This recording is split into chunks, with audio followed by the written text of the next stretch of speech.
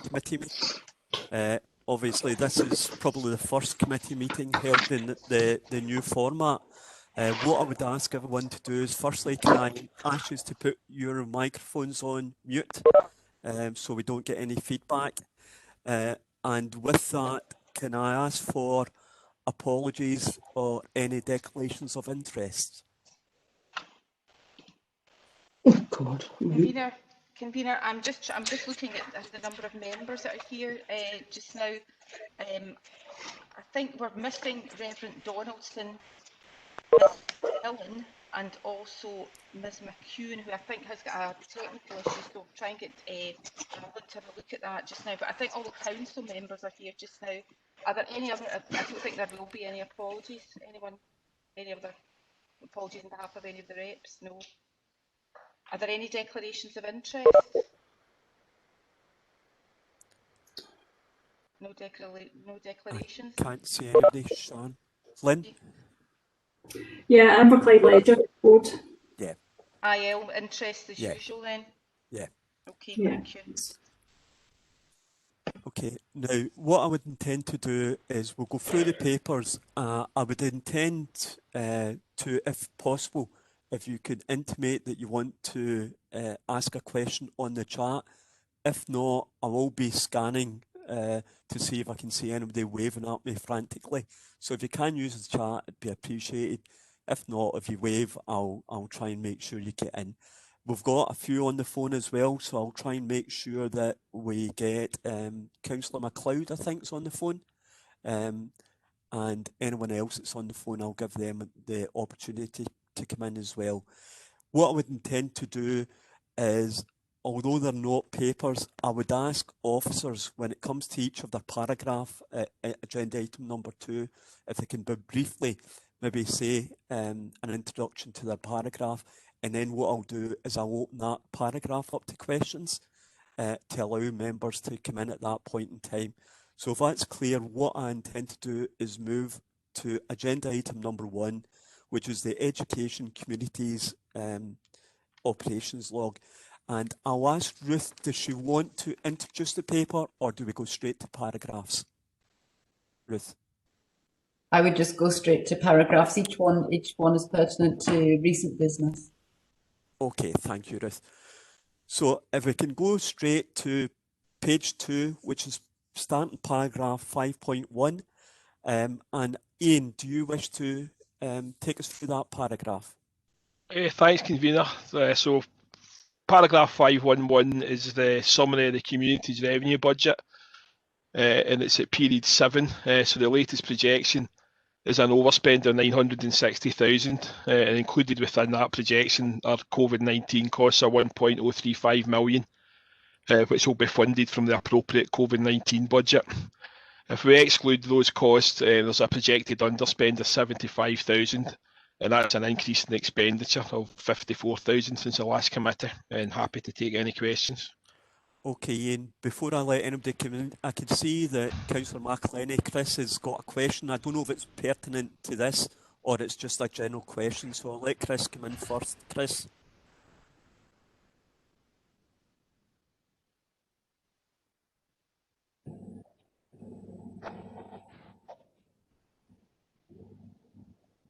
Is that me, Jim? Yes, Chris. Councillor McElhenney, yeah.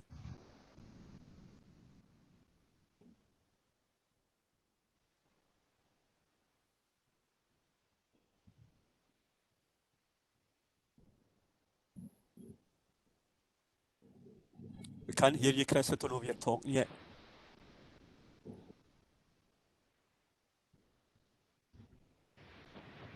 I just want the P&R decision in terms of expedite this, but in terms of the communities and revenue, the communities and education revenue budget and capital programme reports, I don't feel that the report provides enough information to duly carry out my function in terms of scrutinising the services, and I just feel that those two sections should still be expanded more, because really it's not possible to carry out my role in terms of providing scrutiny to those services based on just 2 paragraphs which are talking to a substantial part of the council's business, and I would just like in future of those specific reports, not every report, contain the normal expanded information. Okay, Ruth, would you like to comment on that? Are you happy with that? We can take that as feedback for the CMT. Obviously, this is the first time this has been done in this way. But yes, I can take that as feedback and consider it. Okay, Chris? Yeah, sorry, it's not fault. It's not.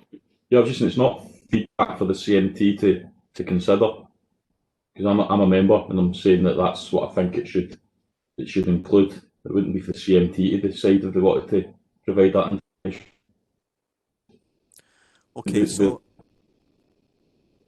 members, we just need to individually contact officers to get information, which would obviously take up even more of it.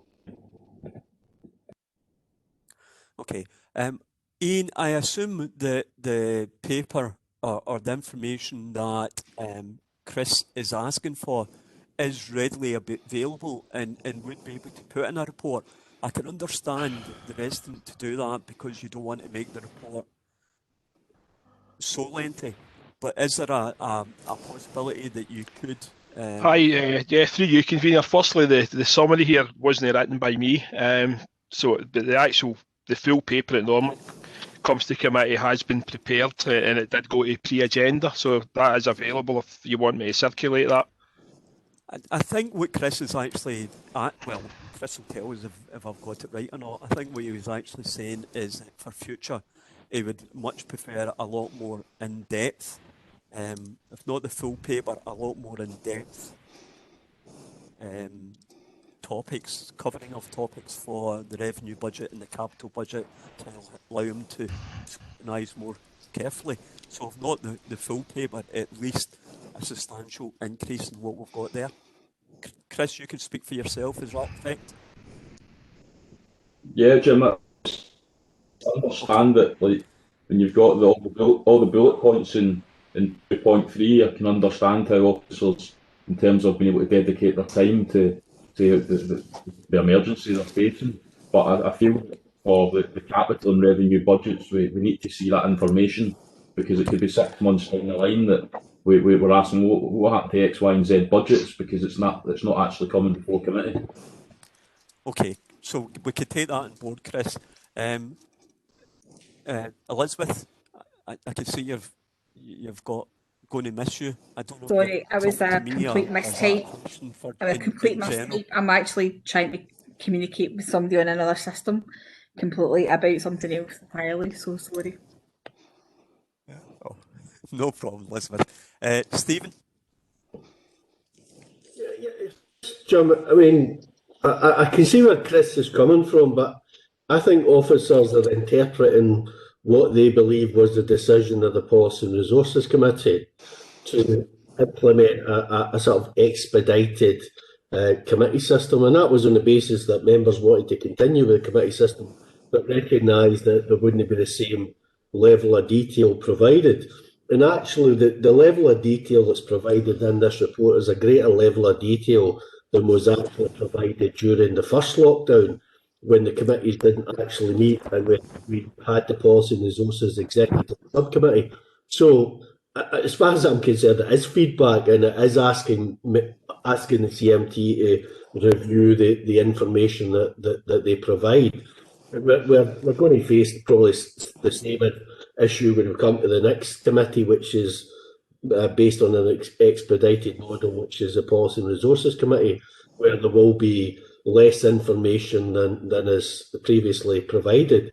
But the reason why officers have asked for is not to require the same level of detail is that they need to focus in dealing with the pandemic. And while it may well be the case that the information in full that we normally provided actually was potentially available for this committee because there was a pre-agenda, that won't be the case for the next meeting of the Education and Communities Committee if we decide to continue on with this approach over the coming months. So we've got to recognise that officers will try and provide as much detail as they can, but we can't expect them to provide the same level of detail as they've provided previously, because if we do that, then they won't actually be freeing up time to focus on the pandemic. Okay, thanks, Stephen. Councillor Wilson. Yeah.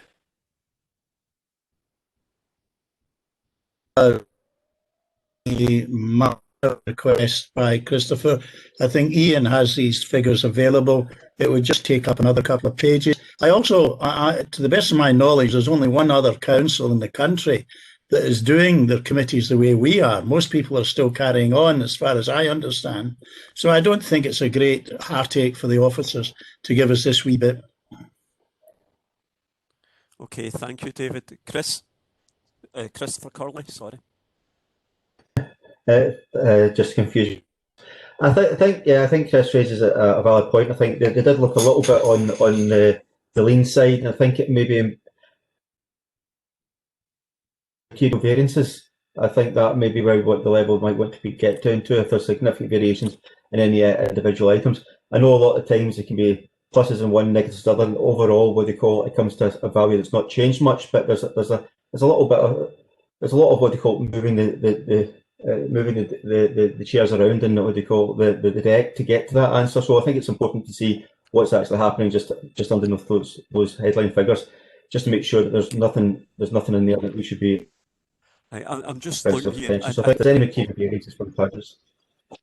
Okay, thanks, Chris. I'm just looking here. I take it Ruth will take these comments on board and feed them back and try to get members what they're looking for, and I suppose that's more additional information than what we've got currently. So if we can agree with that, can we move funny enough, it's only agenda item 5.2 or note 5.2. Hugh, bearing in mind what's been said, can you elaborate on point 5.2? For yourself, Convener, thanks very much. This is the overall projections it contains in the cost of 20 to 23 capital budget. With the available budget at the 9th of December, there was 33%, 33.79% of the spend and took place a part of the approved budget. And please note that within the advantage of the 316,000, 72% of the support connected with the revision of the fixed assessment plans and progression of the cycle works of the partly community facilities. They're ongoing at the present moment. I'm happy to take any questions. Okay, thanks, Hugh. I'll ask members any questions for Hugh. No, if not, can we go straight on to Ian's next? Jim, sorry, I think Martin's got his hand up. Oh, Martin, sorry, Martin. No, you're fine. My typing isn't sufficiently rapid, but I was just going to ask you, will that be the entire budget spent by the end of March? It's for yourself, Convener. Obviously not at the present moment because we might have some delays on the capital spend, but we probably have some things moving forward into the next financial year. But we'll keep you updated for the next committee. Okay, Martin. Thank you. Thanks. No other questions than that. Can we move to point 5.3? And again, it's on the budget, and this time it's education budget. Ian. Thanks, Convener. Yeah, the same format as the previous paragraph. This is the latest projection for the education budget. There's an overall overspend of 3.178 million, and included within that projection are COVID-19 costs of 3.291 million. And that will be funded from the council's agreed COVID-19 budget. So there's a further 546,000 of COVID-19 related costs funded from early years, 1140 earmarked reserve, and 414,000 will be funded from the attainment challenge stroke pupil equity fund. So the net projection, excluding the COVID-19 costs, is an underspend of 113,000, and that's a decrease in expenditure of 151,000 since the last committee. The second part of that 5.3 is the earmarked reserves. and excluding those for asset plans and strategic funds, there's a total of 2.399 million, and we're expecting to spend 2.218 million in the current financial year. To date, we have expenditure of 508,000, or 22.9% of the total. Spent to date per profiling was expected to be 944,000. Therefore, currently there's slippage of 436,000, or 46.2%. And all of that slippage relates to the 1140 hours earmarked reserve. And happy to take any questions. Okay, thanks for that, Ian. Any questions on the education? I'm looking for any hands. No hands, no comments on this part. Councillor MacLeod, I don't know if you can still hear me. Any questions so far? I hear you loud and clear, convener. Okay, no, I have no questions in this part. No, thanks. Okay, thanks. Can we move to 5.4, which is the Education Capital Programme? Eddie? Thanks, convener. It's the first section, just as a statement on the projection for the spend in the current financial year, and the current expenditure as at 30th of September, just under 64% of the restated budget. We're projecting net advancement of 1.7 million, and that's an increase in net advancement from the last report to committee. This is mainly because of the progression being made on the two early years projects at Rainbow Family Centre and Larkfield Children's Centre, but we're also managing to spend a reasonable amount of life cycle funding, and we're doing a reasonable amount of work on the interactive whiteboard refresh programme in the current financial year. The next two items are the kind of main items for noting from what was the capital report. So on the St Mary's project, which was completed on site in October, we're just noting that there's currently an over expenditure of 44,000, and that we will bring back a more detailed report to committee when we've agreed the final account for the project with the contractor, which is still ongoing. We're still agreeing the non-COVID delay costs and the COVID delay costs with the contractor, so there will be further additional expenditure on that project, which we're looking to fund either from life cycle or a review of the overall model resources, including the completing site. The last item there, just as an update on the group primary school project, and the fact that we're now progressing the project. It's out to tender at the moment, and just because of the timing of tender returns and evaluation, the quickest way of progressing will be through an emergency powers report when we have a returned tender which has been evaluated and is able to be accepted. So that's essentially it. I'm happy to take any questions.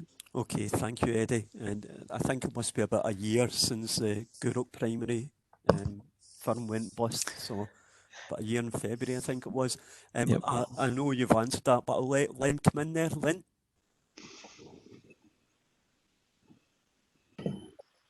Yeah, it was just to have an idea of what those timescales. Was there a timescale on the tender coming in? It's just to have an idea of that. Yep. To progress the building work, because the school was closed, because a lot of the concerns was around the building work going on when the kids are in. So I think it's just a general feeling that we're missing that opportunity when the school's closed now to kind of batter on with the works. But we're not progressing things, but it was just to try and have an idea of a likely timescale or how quickly these things kind of get to the final stage. Sure, through you, convener.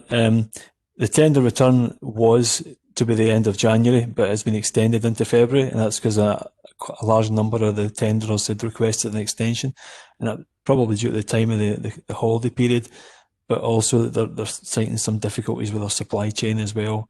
And I think there's still a little bit of COVID impact on construction businesses at the moment, even though they're still operating, and I hope that continues to be the case. So when we get the tenders back in February, it'll take a number of weeks to evaluate them properly and make sure there's no qualifications.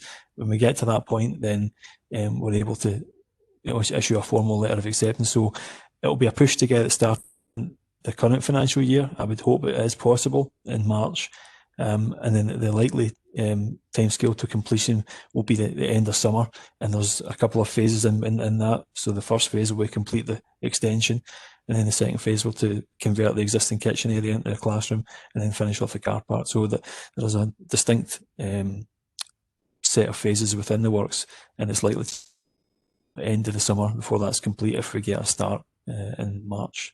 But it's all subject to getting the tenders back and evaluated and a formal acceptance issued. Okay, thanks, Eddie. Lynn, is that? Thanks. That's great. Thanks. Okay. Chris McElhenney. Chris? Yeah, thanks. Follows up on that point. Eddie McBurney's on.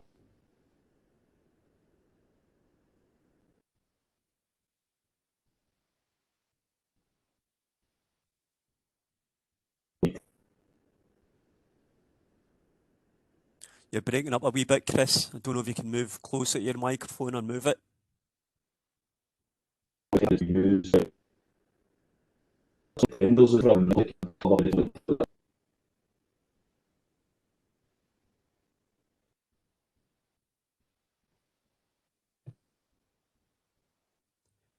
You're breaking up a wee bit, Chris. I think Eddie's getting the gist of it. If you can, yeah. I've turned the report says that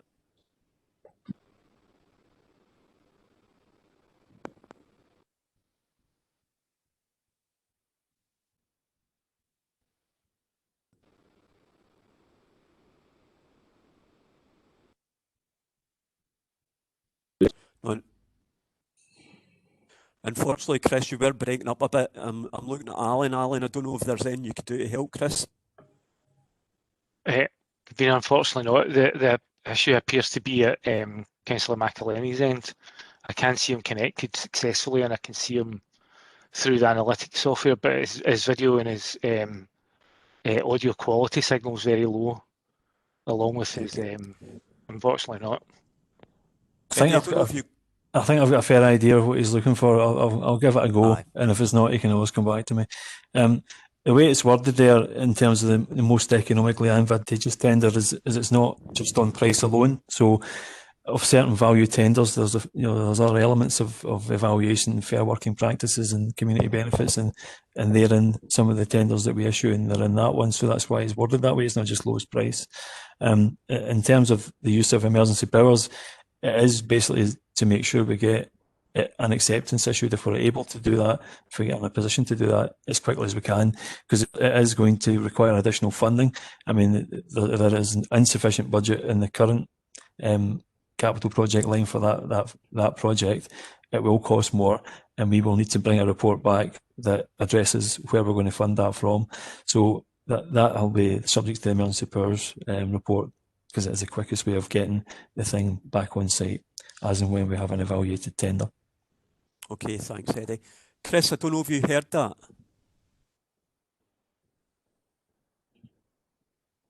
I'm going to move along to Anna's question. Is that okay, Chris? Yeah. Yes, just the guess. Okay, thanks. Of the report just had save off his questions. Okay.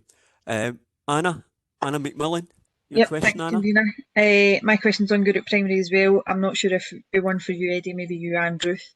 I am aware that the Parent Council for Group Primary have raised concerns over how long it's taken to get the works completed, and obviously their concerns around the children being in the environment, which isn't an issue right now. Are they being kept fully engaged with the updates that you're giving us, obviously on kind of likely timescales, and that might give them that extra confidence, and what's been done to re-engage them and get that confidence built back up? Okay. Eddie, I'll let you go in first, and then I'll let Ruth comment as well, if that's okay.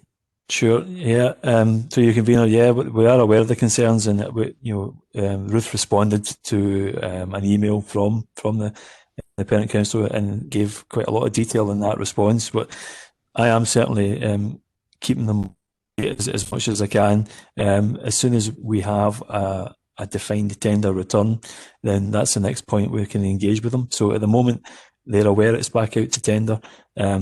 there's nothing more we can tell them until we get the tenders back. And when we get the tenders back, then we've got a better idea of what the actual timeline is going to be. So yes, we'll keep them up to date at the right points in time when we've got that information to provide. Okay, Ruthie, you want to comment? Yes, just as Eddie said, there was a comprehensive email sent back, and the concerns were twofold. One was about the time, which was fully answered. The other was about the conditions for learning at the time. And so we liaised with the head teacher, because I know the head teacher was trialing different ways of the use of the playground, and I know they were experimenting with different ways of maximising that whilst still keeping the bubbles at that time. So of course that's an issue that perhaps isn't there now, but we need to think for the future, and also some concerns about the road safety around the area. So we asked the road safety team to liaise with the head teacher and the parent council to take that forward as well. Okay, thanks, Ruth. Is that okay, Anna? Yeah, that's great. I appreciate it's a challenging situation, and given the COVID circumstances, it's not all within your control, but obviously that parent voice it spreads like wildfire. Yeah, I think, as I said right at the start, and unfortunately this is one of our final projects out our SEMP, and given the fact it was February last year, I think it has been very unfortunate. Nobody would have liked to have done quicker than us to make sure we reached our 2020 wish. Is there any other questions on that? Jim McLeod, any questions on the capital?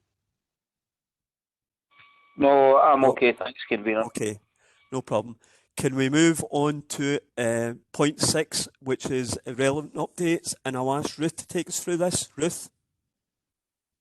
So this is the update about Craigmalloch School and the capacity of Craigmalloch School. I know that Michael will have more information about the pragmatics of the reason Craigmalloch School needs this extension, and also Eddie can talk us through the pragmatics of what it actually looks like to fit them all in. So if I hand over to Michael first to look at the numbers, and then over to Eddie to look at the solutions we're looking at.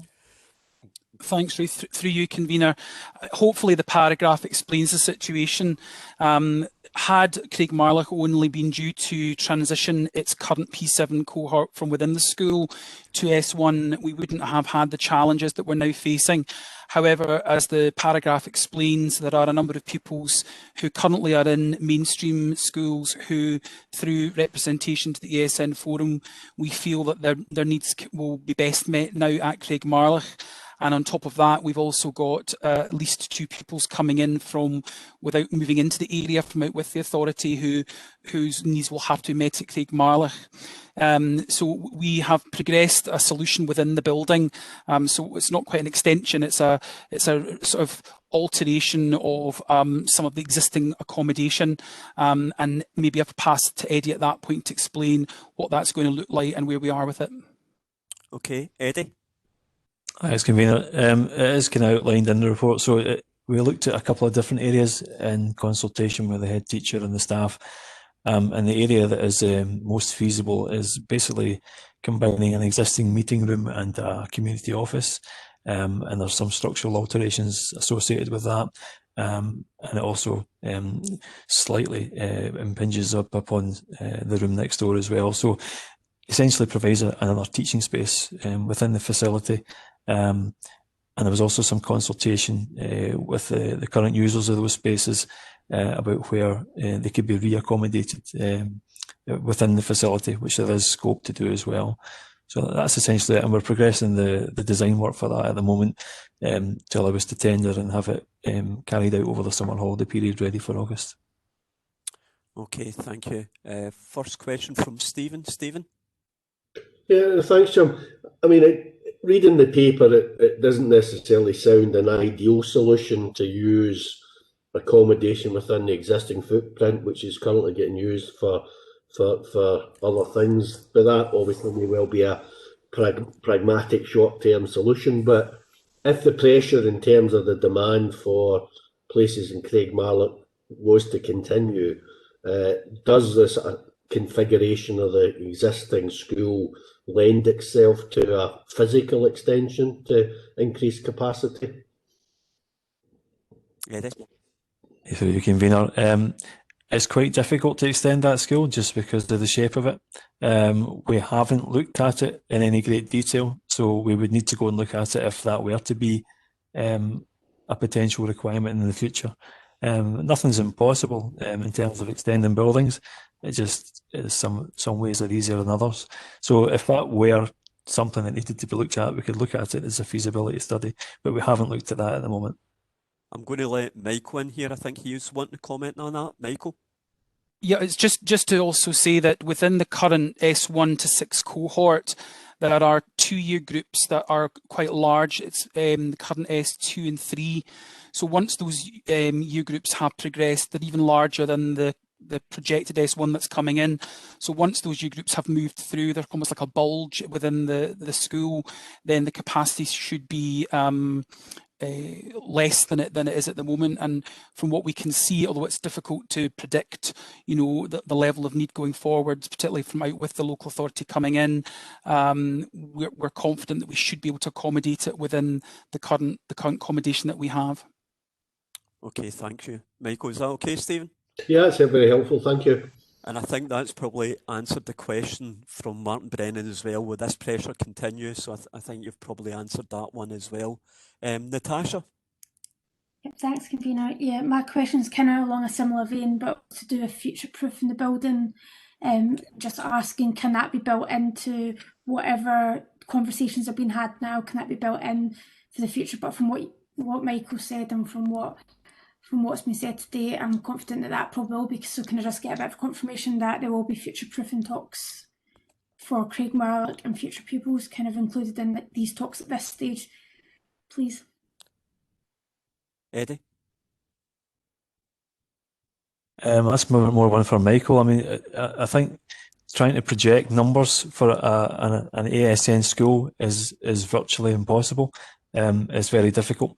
It's not like the normal role projection modelling that we do for the rest of the estate. So I don't know if Ruth or Michael can add anything to that.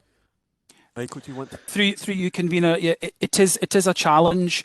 We at the moment we're trying to not only look at the current primary sevens making the transitions, but we've also started to look through the ESN forum at the current primary 6 cohort, both within Craigmarlock itself and across the mainstream setting, to see if we can identify any children who may well need to make that transition and then to scope out the numbers.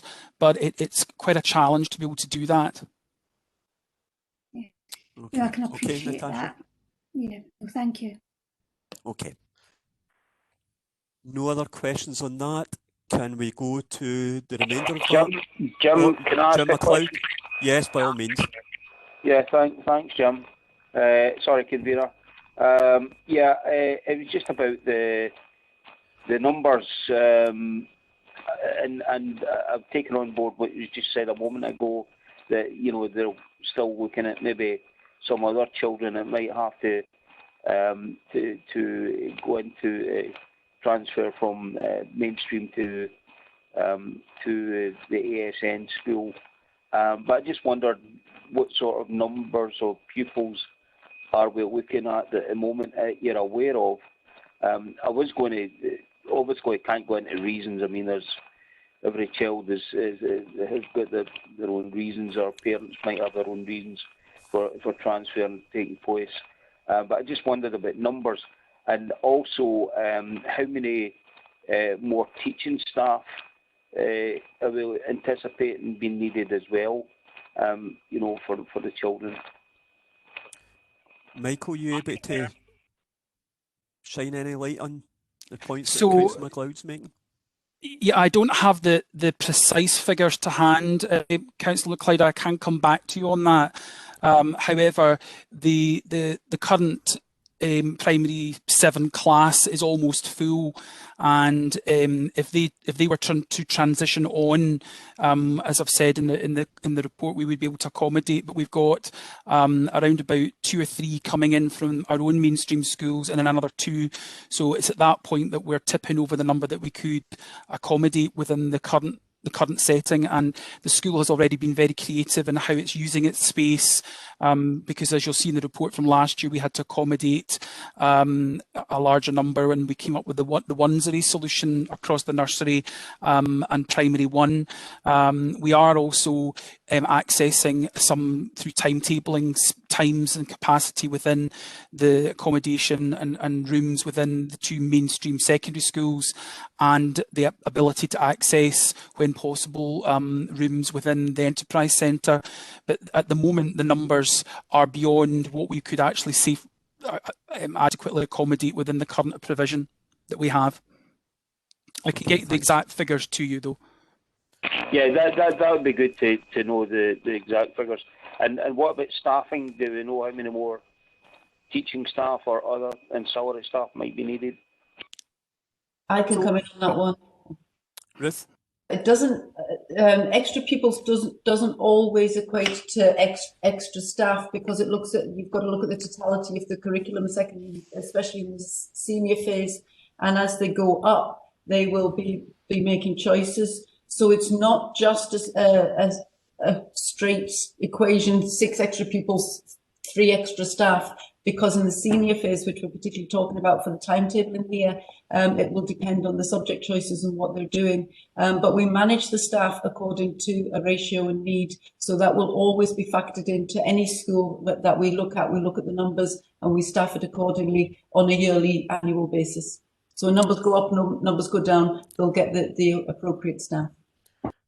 Yeah, Ruth, that was what I was sort of thinking about, was more about a ratio with it, with increase in numbers, if the ratio would be, overcome, Okay. We do that every year. Thanks. I'll let Michael go on to his bit. So the first, I'll just take it paragraph at a time to allow people to ask any questions on the paragraphs. The first paragraph is arrangement for reopening schools in January 2021, if only. Michael. Thank you, Convener. So as you'll see in paragraph 6.21 and then on to 6.22, obviously schools have reopened now, and sitting here on the 19th, we're quite far down the road in that process. Obviously what we've done is taken the guidance that we got before and then the revisions of guidance after in the new year, and made sure that all schools are aware and up to speed with that. You'll be aware that obviously under 6.22 we had already put in place an application process for parents to apply for support via key worker status, and the schools are still in the process of identifying and bringing in vulnerable pupils. That process for applying for those places closed on the 6th of January. And the schools had the day of exceptional closure on the Wednesday to turn that around, which they did, and start to provide the childcare for the 2 days on the Thursday, Friday. And from Monday the 11th, what we've been doing is providing learning, not childcare, in the school settings. As part of that process, we put in place an appeal process, and you'll see the number of applications that we had and the number of places that were declined. We had about a dozen queries and appeals around places, and all of those have been resolved satisfactorily. So I think there's only one appeal or maybe 2, I think, where the parents just do not meet the criterion around key worker status. Obviously, what we've done is said that we would keep that under review, which we are doing. Each school is providing its own learning hub within the school. And we're just monitoring the numbers on a daily to weekly basis. And as they settle, what the schools are able then to do is identify, also through the levels of engagement of pupils, vulnerable pupils, any children that we might want to bring into the school setting on a part-time basis even, although there are some children who are now attending full-time. So I'm happy to take any questions at this point about 621 and 622. Okay, now what we've got is the first question is from Anna. Anna? Yes, thanks, Convener. I think given the announcement today that obviously this is going to continue into mid-February, we'd be naive to think that the kids aren't going to be close on to losing a year in a school setting by the time we get through this. I would say it's a much smoother start to remote learning, certainly as a parent for myself this time round than it was during the previous lockdown. And I know that a lot of thinking's went into how we're delivering that remote learning. Are we thinking strategically now how we're delivering that rather than tactically?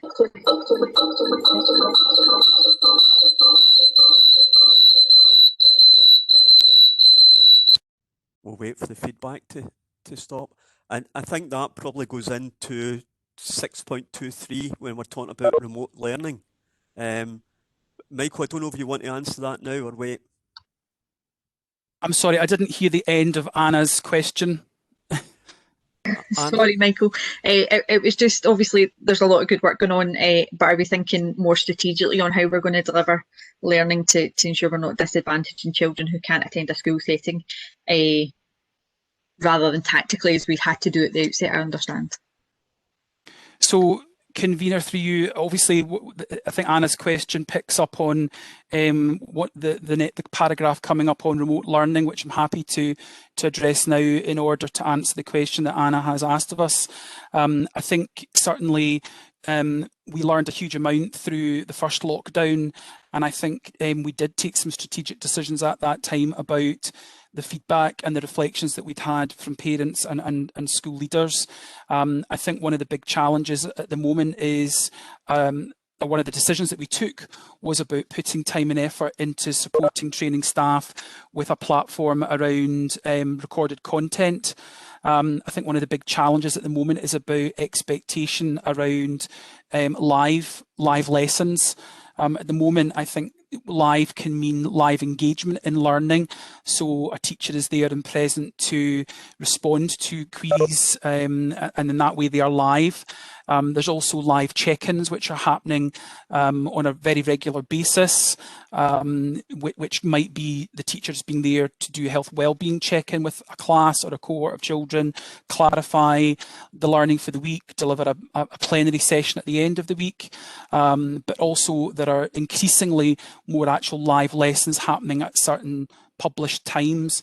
I think the feedback we got the last time was that many parents, whilst they welcomed live learning where they have more than one child in the house with their siblings and maybe limited devices, it's very challenging to manage live lessons. So most schools are providing, I would say, a broad and balanced approach to this, and so we have put a lot of time and effort, and with our colleagues across the West Partnership, into recorded content, which is content that can then be reviewed and watched by pupils at any time. It can be stopped, paused, rewind to listen again to a teaching point. So the feedback we're getting so far from parents, I'm pleased that you as a parent yourself, Anna, are saying that your experience is better. Overall, I think that's the experience, but absolutely our approach is that we now have set out our own guidance, which is out for consultation with the chairs of parent councils. It's head teachers have had sight of it and have been working with it since last week. We're also now dealing with the guidance from Education Scotland, which we've built in and incorporated into our remote learning guidance. All of our school leaders have completed an audit tool linked to that guidance, and every single school leader has now had a meeting with their education officer to review the outcome of that and to identify what is going well and what some of the challenges are in delivering remote learning at this time. And we've now got a very good handle on each school's position, and we're trying to push the message we're pushing is consistency and quality across the local authority. But obviously there are going to be some schools with different approaches to some degree to how they're handling this. But what we're doing is making sure that we are satisfied that the schools are delivering against the entitlement, and in many ways what they're moving to do is go beyond that. And I think the evidence base that we've got midway through or at the beginning of the second week of this is that a lot of rapid progress has taken place. I've had a level of engagement with an HMI who has had a 1-hour meeting with me to go through what we're doing in Inverclyde, and 2 of our head teachers have also had scoping meetings with HMIs yesterday and today to contribute towards this paper that will be published by Education Scotland this coming Friday. Okay, Michael, thanks for that. That was a very comprehensive answer. Anna, does that answer any question you had? Yeah, that's great. Thanks very Okay. much, Michael. Yeah, thanks for that, Michael. And I think that probably covered an awful lot of basis on remote learning. I'm going to go back to 6.1 and 6.2 and let Stephen come in first. Stephen? Yeah, thanks, Jim. I mean, I know in the 6.22 that we are making a weekly return to the Scottish Government, which I'm obviously aware of from my other role in terms of COSLA. I think it would be helpful if members of the committee did get information on attendance at schools similar to the information we're providing to the Scottish Government, so that we can understand what the situation is locally. And obviously there certainly was a concern in the first lockdown about the number of vulnerable children who were actually physically attending the hubs. And I know that it was more, the contact was more than simply them attending hubs. It was about contacting families and supporting families as well. But that clearly is a particular concern about the impact on vulnerable children. And I suppose my point probably fits into the remote learning. So rather than come back in again later, I think it is important that we have some sort of evaluation at some point in terms of the impact of obviously the whole of the past year or so on our young people, but obviously the current situation and what we need to do in terms of recovery from that. So I'll leave it to yourselves, obviously, to decide what's the appropriate juncture to address that particular concern. But I think we need to look at the impact. I mean, this is an evolving situation, so there may well be significant radical changes being proposed at a national level in the coming weeks and months, because we obviously know that this situation is going to continue now at least until the middle of February. I can't see any way that kids are going to be back full-time in school, all back in school full-time in school by the middle of February. So there's going to have to be some sort of phased return, which is alluded to by the government. That's going to obviously impact particularly on certain age groups as well. So I think there needs to be some sort of report evaluation for us as elected members so that we know and understand the impact that all of this is having on our young people, and what we're going to do to, I suppose, trying to address the impact that it's had. There will be particular concerns, obviously, around the senior phase and the assessments. Now the amount of learning is affected by the current lockdown and the ability to carry out assessments. So I think we do, if we're going to, as was said earlier on in terms of meeting, we're going to properly discharge our role to scrutinise, I think we do need a bit more meat on the bones in terms of the impact that this is having and what we're going to do to address the needs of our young people. Okay, thanks, Stephen. I know that's probably one for the future, but I don't know if Mike or Ruth wants to comment on that just now. Perhaps I could come on this. Yes, and I mean, we're beginning to look at the impact of the first lockdown when we had the August to December, and we're beginning to work with the recovery teachers, making sure that things weren't missed and really getting the catch up. And I know as an education authority, we're at the stage of actually targeting where those recovery teachers may be. They were put in more. There was a core plus extension put in to begin with, and actually I know Michael and the team were beginning to look at where might have had the biggest impact, because we were beginning to be able to assess the pupils once they'd settled down. It is really unfortunate that we've had this second disruption, and this will have some impact on learning. There is no doubt about that. And we know that when we come out of this, we will do exactly the same again. Look at the recovery teachers, look at the impact, and look at where we are. But it will take time to reassess where the pupils are. You quite rightly raised the issues around the Scottish qualifications and actually what that looks like in a year when the exams aren't taking place and the moderation of assessment is in place, and making sure that the young people are not disadvantaged by that. And that takes a huge systems-wide rethink of what this whole system looks like. And I know the SQA are looking at the advice they're giving out, and our teachers are waiting for what that moderation will look like. But I suppose the assurance is that the second things come out, we're on it. We can't, and we are absolutely evaluating things as we go. We've got a team looking at which schools have got people in, where we could possibly up the offer, and that's what Michael and the team are looking at now. When we know what the return will look like, whether it's partial, which areas will be targeted first, because we don't yet know what that will look like. I'm confident that we are in a position to get there, but it will take a long time for us to be able to truly give you the evaluation of what's happening, because that will take a more settled system. Okay, thanks for that, Ruth. I'm going to let Natasha in now. Natasha, you've got a question?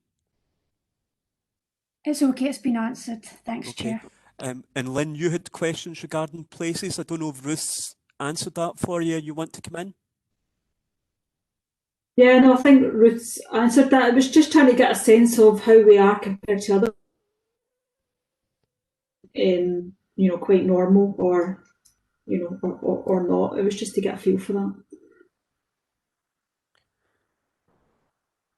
Ruth, you want to? We haven't seen. I haven't seen the data. Remember, when the Scottish Government has taken it in, it's brand new data. I mean, we're in very early weeks of this, and I think they're sampling just one day, and they won't even sample the same days across authorities. So getting comparators might not be easy. What our task is now definitely is to look at the people who may be behind what the more vulnerable would be, and up that. But we've got to keep everybody safe as well. We can't overload the classes, and we can't overload the schools. So I don't know, Councillor Quinn, what that looks like on a national picture as yet, but it will come.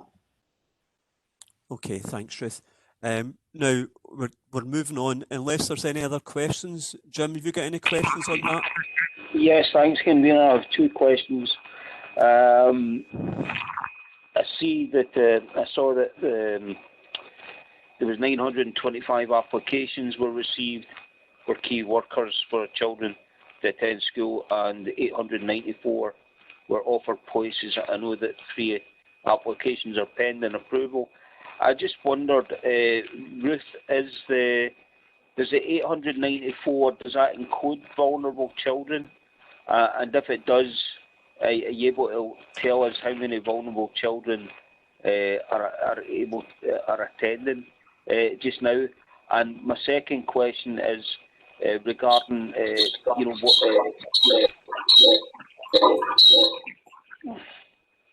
my second question is. My second question is about professions of key workers. I mean, I can understand the likes of nurses, doctors, teachers, a number of council posts as well. You know, their children. Are you able to let us know what? I take it you've got a list of what key professions are. If you could let us know what they are, even if it's to send us a list afterwards. I can probably answer that just now, if that's okay with you, Convener. Yes, by all means. And apologies, my typo, I forgot to put the 0 in, it's 10%. We're just under 10,000 pupils. So sorry, there's a 0 missing there. I've just read back what I wrote, just under 1%. Michael's tactfully said to me, is that not 10%? So yes, it is, absolutely. So the first is about the first was about the distinguish between the key workers and the vulnerable pupils, and we are just doing some work now with our data analysts to ask the schools to give us the percentages, and we want that by school. So I can't give you the exact figures now, but we will. The Scottish Government have asked us to crunch the numbers that way, so we will be able to look at that. But schools obviously have to put the returns in. And please remember that when we're sampling this, it is just one day. It will change on a daily basis. The other was about the key workers, and there is, in the first lockdown, there was the, if people remember, there was the first key workers, then second and third key worker category, and that caused some angst amongst parents And the story I always use is, for instance, if you have two parents in a family, one is working and one isn't, and the first person is a key worker number one, they will trump perhaps somebody who was in the third status where both parents were working there. So in Inverclyde, we decided that we would look at the two parents and the totality of the family resilience, because that was seemed to be fairer, and we discussed that with the chairs of the parent councils, where we were finding the most stress with people who were typically in key worker 3. Now, key worker 1 are the frontline workers, the NHS staff, the people involved in childcare. Key worker 2 were more frontline people, absolutely keeping the country going, the sort of the police type, fire type workers. And key worker 3 was a catch-all, and it was people without whom the industry would come to a halt. And that really is almost an awful lot of Scotland. And we've tried to be as fair and as pragmatic as we possibly can to avoid families getting into stress. So we have said that we wouldn't particularly use the category 1, 2, and 3. Of course, you need some prioritisation. If we end up with too many pupils in our schools, of course we would need to prioritise. But we've tried in the first instance not to use the key 1, 2, and 3, because we accept that actually 2 key workers who are maybe working at Amazon, who have no choice but to leave the family home, would be equally as entitled as someone who was maybe in key worker 1 status but had a little bit more resilience around. So we've tried to ask the schools to look at that in the totality. Our interpretation of key worker has basically very much matched the national interpretation, and some schools have been able to give to work with. In fact, all of our schools have been able to be very flexible with parents about when they're working from home. Some parents can work from home some of the time, but not other times.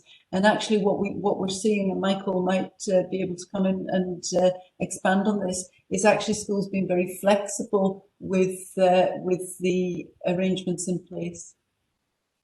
Okay, thanks for that, Ruth. Michael, I don't know if you want to quickly comment on that, or has Ruth covered it? No, just to say that, obviously head teachers and heads of establishment process the applications, and that was a huge undertaking. Obviously, there was support from the centre, and the appeals process has allowed us to support the parent and the school to clarify matters. But generally, I would say overall it has gone smoothly, and currently what schools are doing is monitoring engagement in learning and attendance at the hubs, and trying to identify if there's low or no engagement, what the barriers are, to then provide support to a family if needs be, and that may well be some form of part-time attendance in the hub to access their learning if that's proving problematic. And equally with key workers, I think shift patterns have become clearer as the weeks have gone by.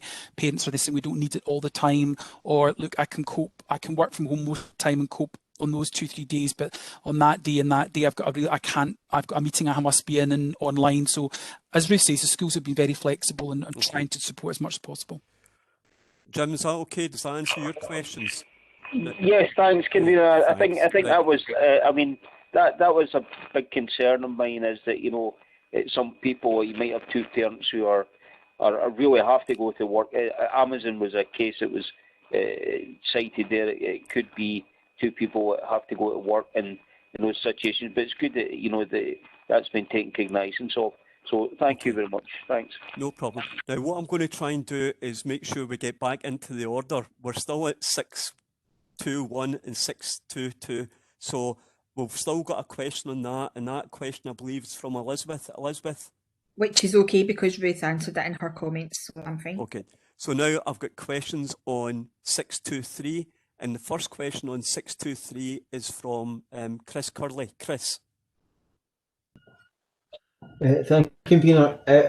I just want to get an idea about the 1,200 laptops and about how, if we're getting the laptops to the right people, and how much there's been a take up, because I know in the past have been concerned that there's not been the required amount of take up. So obviously, if we're getting people working remotely, is there has everybody who needs a laptop got a laptop effectively? So, convener, through you, I can confirm that out of the Scottish Government grant, which provided us with 1,200 laptops, which we prioritised for secondary pupils who were disadvantaged, title-free school meals, etc., those are all now out in schools. Before Christmas, we certainly had a number that hadn't been taken up, but I think the news has refocused people, and some parents that had maybe decided not to apply have subsequently applied, and they're all now out in schools. And what we're waiting on is just further clarification on the exact parameters and the exact amount of money that Inverclyde will get from the announcement last week of the 45 million, and we would then take decisions about extending that further. We're currently doing a piece of auditory work with the primaries to look particularly at the upper primary on the level of need for devices. But obviously one of the challenges there is the time that it takes to order and get devices in. So what schools are also doing through their monitoring of engagement, and when they're identifying barriers such as digital challenges, on occasion what that's resulting is young people coming into the school to access their learning for part of the week and then going home. Okay, thank you, Michael. Martin, I was going to bring you in next. Has your question been answered, or you want to come in?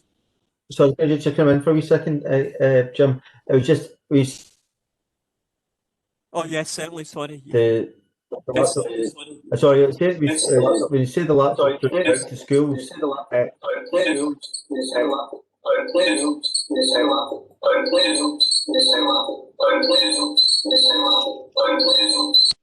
Can I ask everybody to make sure they're on mute?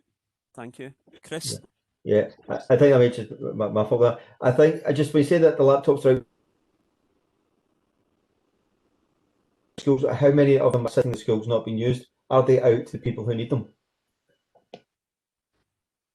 Sorry, through you, convener, to be clear, the 1,200 laptops are not in schools. They're with pupils, so pupils have them at home. So they're all with pupils. Great, thank you.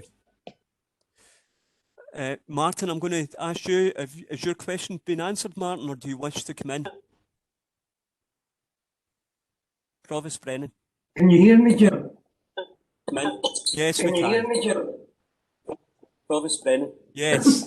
Hello. Jim, my question is similar to one posed by Lynn. Martin, you're actually in twice. Martin, you're in twice. Can I ask you to come out of your... How, Alan, could you get me out? Alan,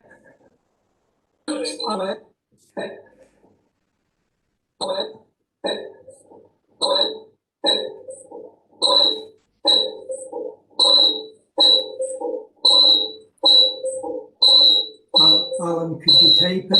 Alan, could you type it?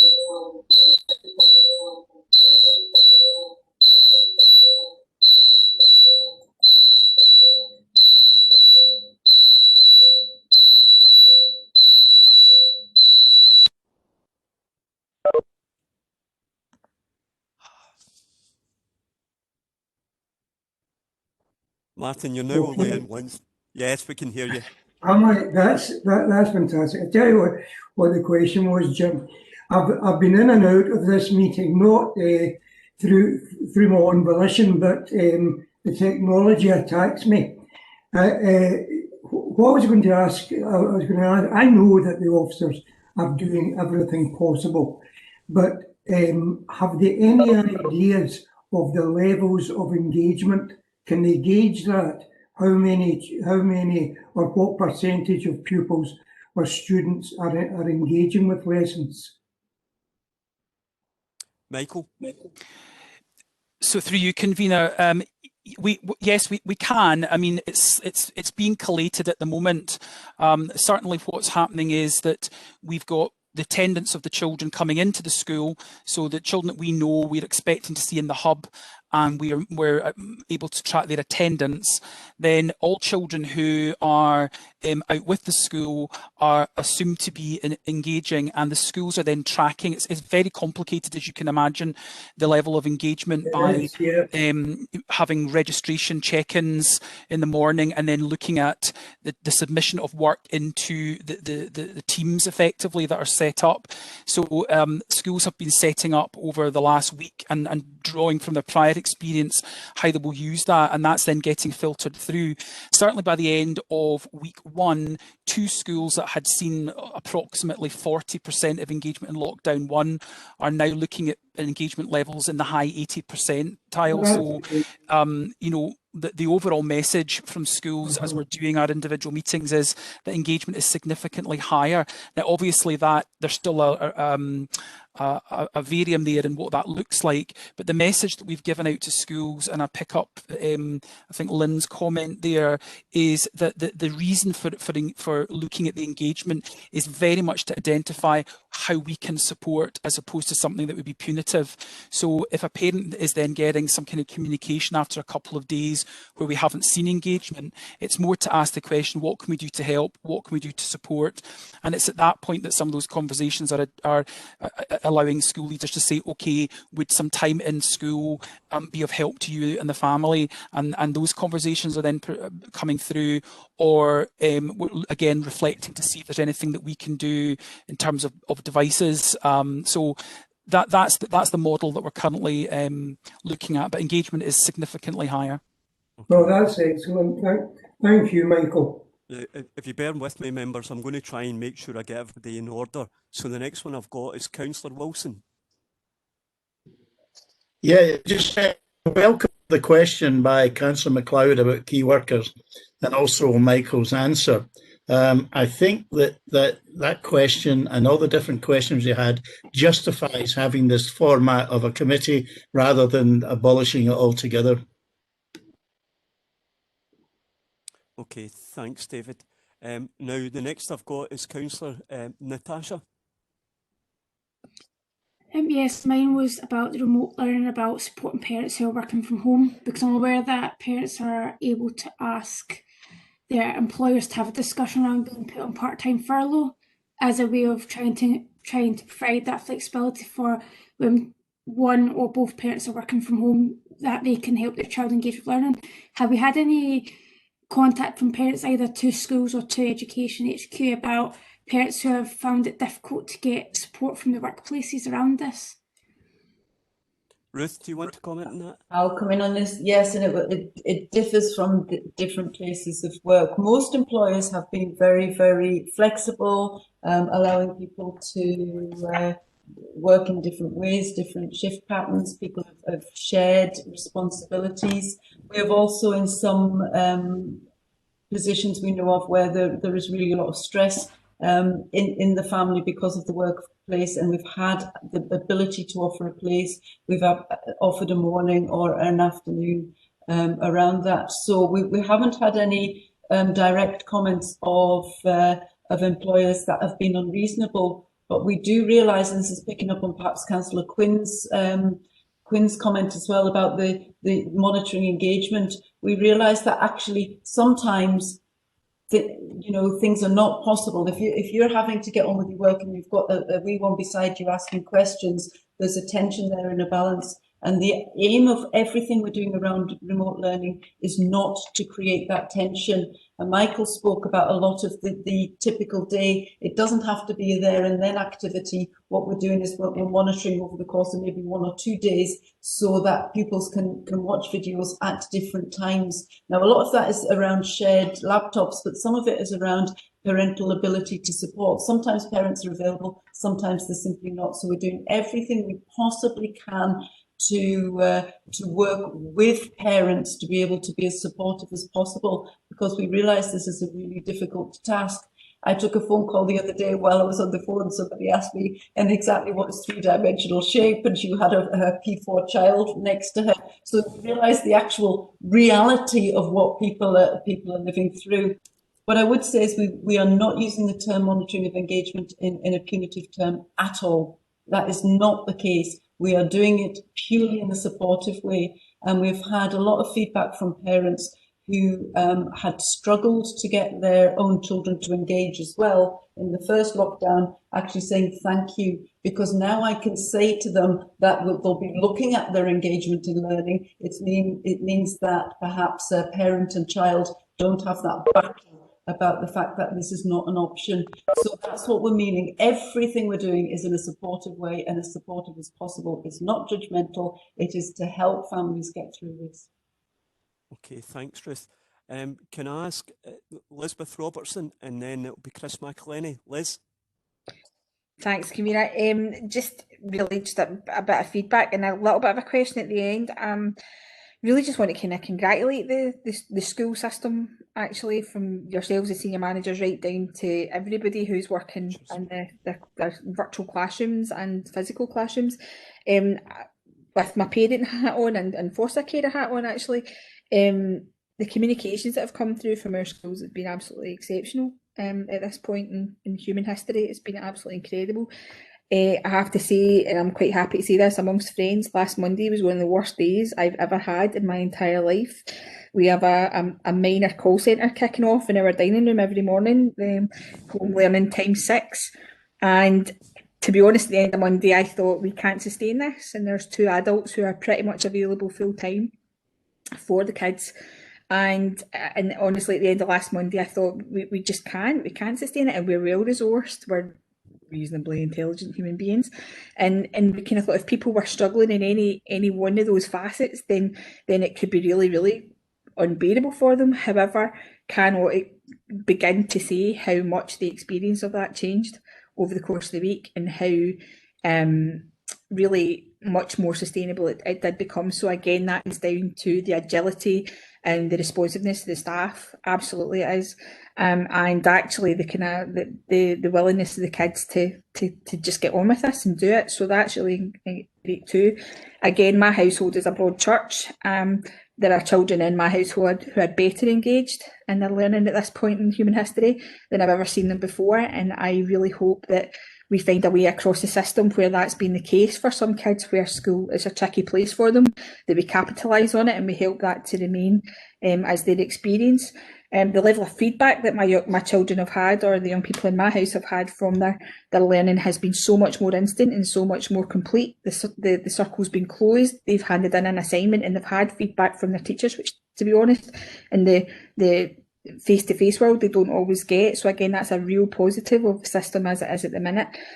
Just really wanted to give congratulations. I don't imagine anybody thinks that we're absolutely perfect with everything, but I think the agility that was shown is incredible. And the question that I do have that remains, I'm fully aware that I've got 1 primary 7, 2 first years, a second year, a third year, and somebody who's at university and really should have had more independence than she had last week. But I really don't know how I would have done it if I'd had a primary 1 and a primary 2 who probably need someone with them full time. Yeah.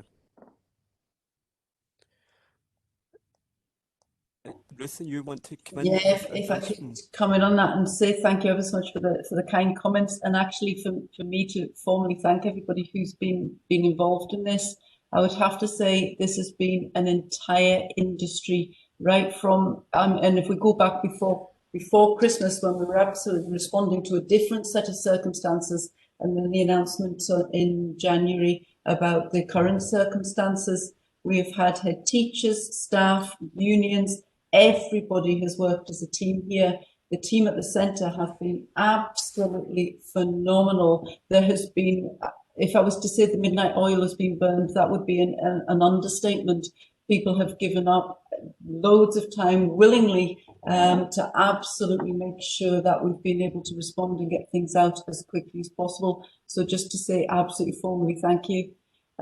Yes, absolutely get the issues around the primary 1s and 2s, and also the early years as well. And it will be interesting to look at the order that pupils come back, and I know there's differences across the UK as to perhaps solutions for early years as well. But it will be interesting to know the way forward around that. Okay, thanks, Ruth. Chris McElhenney. Chris, do you want to come in? Yeah, thanks, Jim. It's just on remote learning, obviously. think there's a lot of good work that the council and officials, community, everybody's been doing.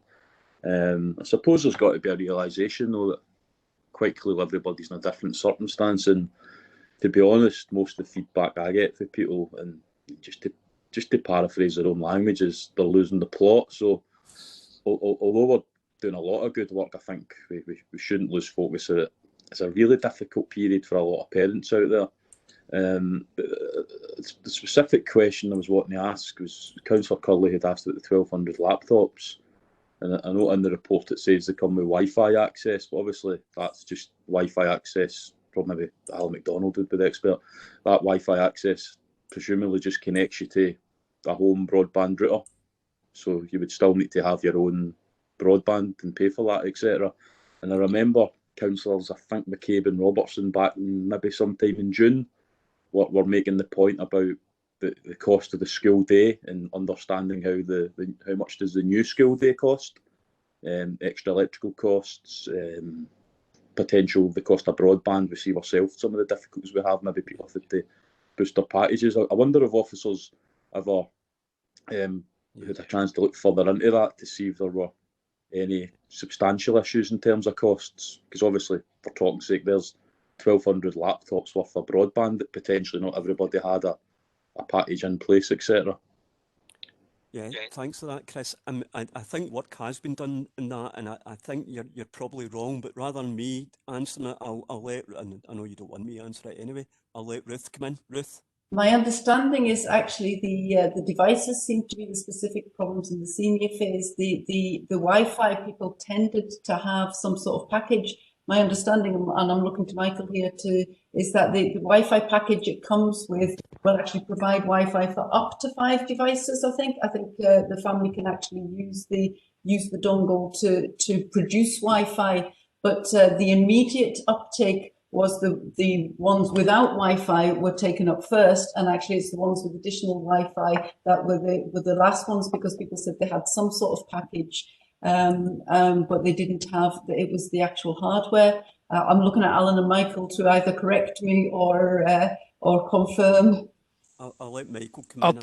Well, I'll defer to the expert, but I think I'm right in saying that out of the laptops that were purchased, I think 340 had 4G connections within them, so that would provide that instant access beyond what the capacity of the household was. But again, we've targeted them to where that was identified as a significant area of need.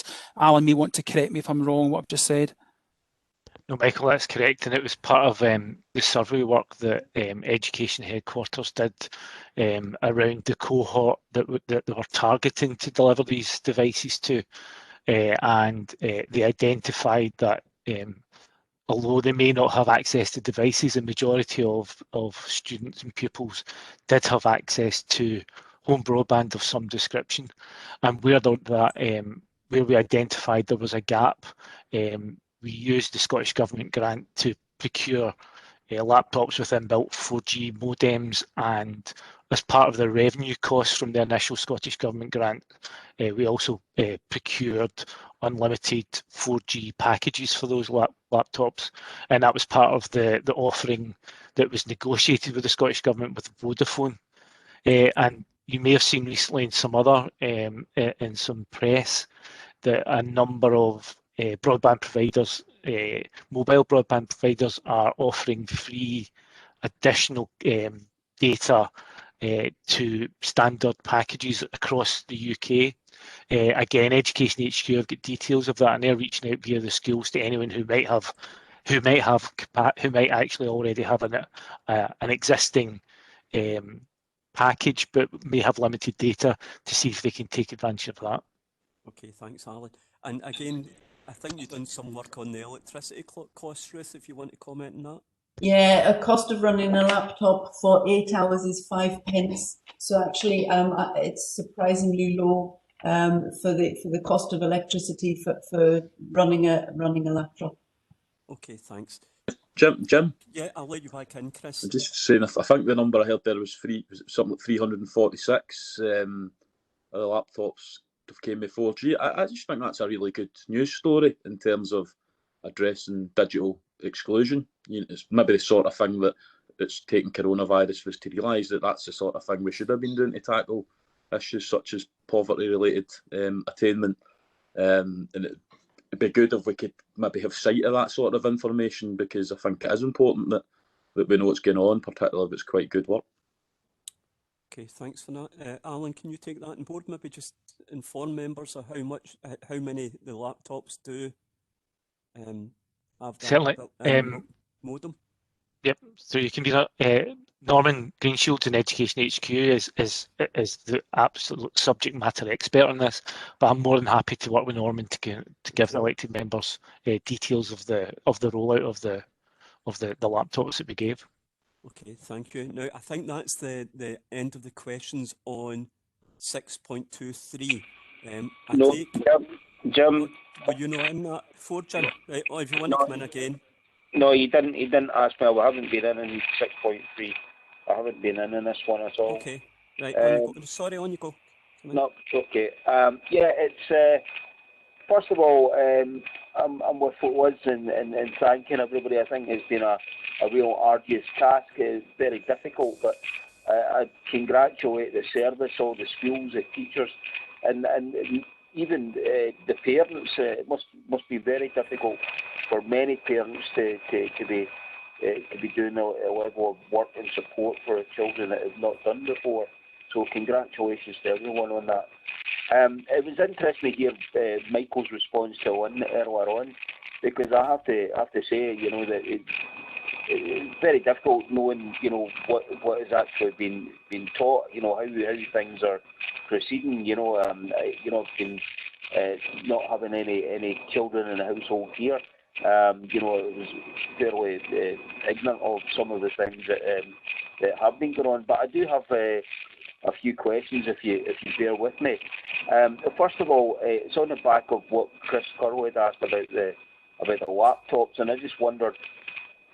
I mean, I can understand the laptops have been given out to families that perhaps don't have a laptop or have an internet connection. But I wondered if a lot of families obviously have 2, 3, 4 children, and are we taking in cognizance with that as well, regarding issuing laptops if there's more kids in the house that don't have access to a laptop? So is that included within that 1,200 figure? So that would be my first question. The other questions I've got is how many hours per day are children who are remote learning? How many hours a day are they learning? My third question is, are the children who are remote learning getting taught the same lessons as the children who are in school? I mean, I imagine the answer is probably yes, but if you could just confirm that for me as well, if you could. Thanks. Okay, Michael, that's 3 questions there for you. So going in reverse order, yes, I can confirm that the children that are learning in the hubs are accessing the same remote learning as their peers at home. That, as you can imagine, is complicated. You've got the class teacher at home most of the time, almost all of the time, dealing with management and remote learning, staff in school in the hubs. But we are trying to make sure that there's a parity there and that the focus in the school is that it's learning and not childcare. So yes, it's not without its challenges, but that is what is happening. In terms of hours a day, the Scottish Government or the Education Scotland remote guidance doesn't stipulate, but what we are expecting to do is try and reproduce a day at school. However, obviously, in most of in the high schools, they're running the timetable as it would be, and in the primaries, we're trying to make sure that there is work there that would cover what would have been taught in school at this time, but taking obviously recognising the challenges that we've all spoken about and the multiple siblings. We're trying to make sure that whilst we're covering that curriculum, that it's not onerous, and that the recorded element allows us parents to manage that in some way. And again, schools are responding to feedback from parents about their preferences for just being given a kind of pick and choose model, or rather than it being too rigid, being clear on what's expected, and then the parent manages that. So it's responding to feedback from parents, and some schools have got slightly different approaches to that. In terms of multiple families, what we've done is prioritise where there is no device at all. So regardless of whether it's one child or a family, if there is no device at all and the family is entitled, then that's what we've tried to prioritise. I would need to get some more specifics about whether we'd been able to give more than one device to a family.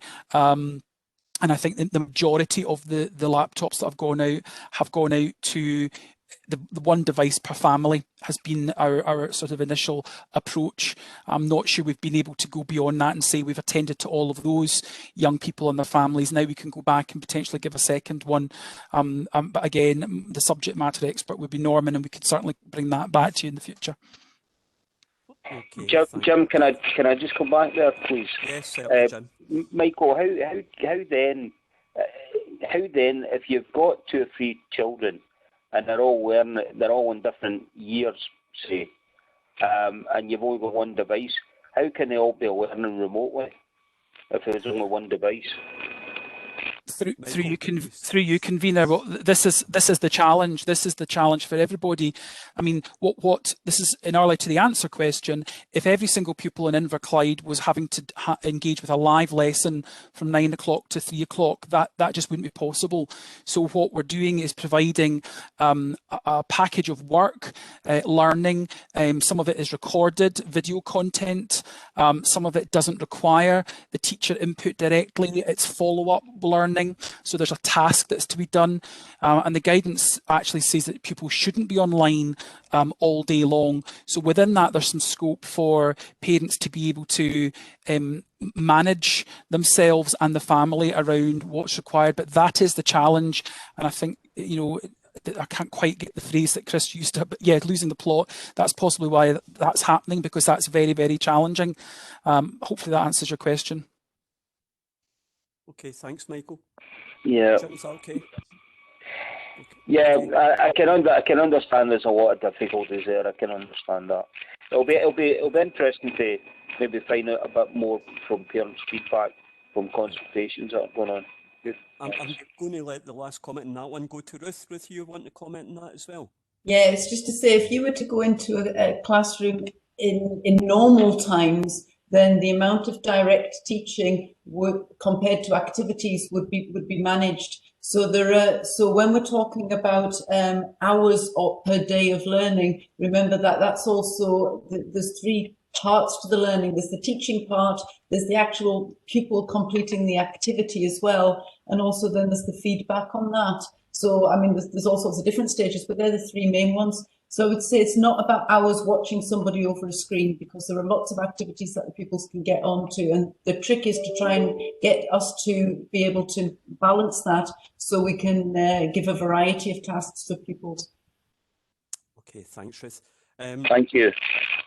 I think and that's probably the end of the 6.23. I take Paula and Anna's comments about looking after 30 P4-year-olds. I don't know if looking after 22 counsellors would be better or worse, so I'll leave that to members to mull over. Can we go on to 6.24, which is the SQA qualifications? Michael, I know you touched on it. I don't know, would you want to quickly tell us where we are on that? Thank you, through you, convener. We're still waiting on an updated statement beyond what we knew going into the Christmas break. I mean, obviously, the advice that we have currently from the SQA, and certainly that we've given to staff and schools, is to prioritise learning and teaching at the moment, and hence the need for that real tracking of engagement, particularly in the senior phase, because obviously schools had made good headway up till Christmas in terms of courses, teaching content, and that is ongoing. What we've got a briefing this current Friday from ADES, the Association of Directors of Scotland Curriculum Group, to get the most up-to-date picture that we know. There's a possibility, but yet to be confirmed, that the deadline for submission of teacher estimates will be put back from where it was, which was the end of May. But what we had set up was obviously a whole process of moderation with the schools, which was very robust, but obviously was taking into account the fact that we would be in school certainly after the first expected week of a lockdown, and now that has been extended. The challenge is then how we will continue to assess pupils remotely at the moment.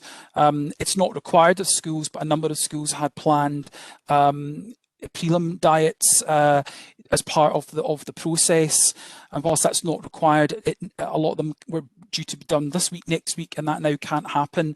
So there's still a possibility that could be done on return, but it's trying to be capitalising the time just now for the teaching of content and the setting of work that can then be brought into assessment. But again, the parameters of that, and we're still waiting on clarification. Okay, thank you, Michael. We've got a couple of questions for that. The first one's from Martin. Provost Brennan.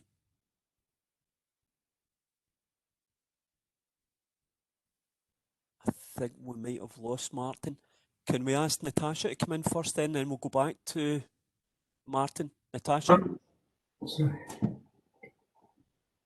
On you go, Martin. On you go, Martin. Are you sure? Natasha, I'm sorry. I keep doing this.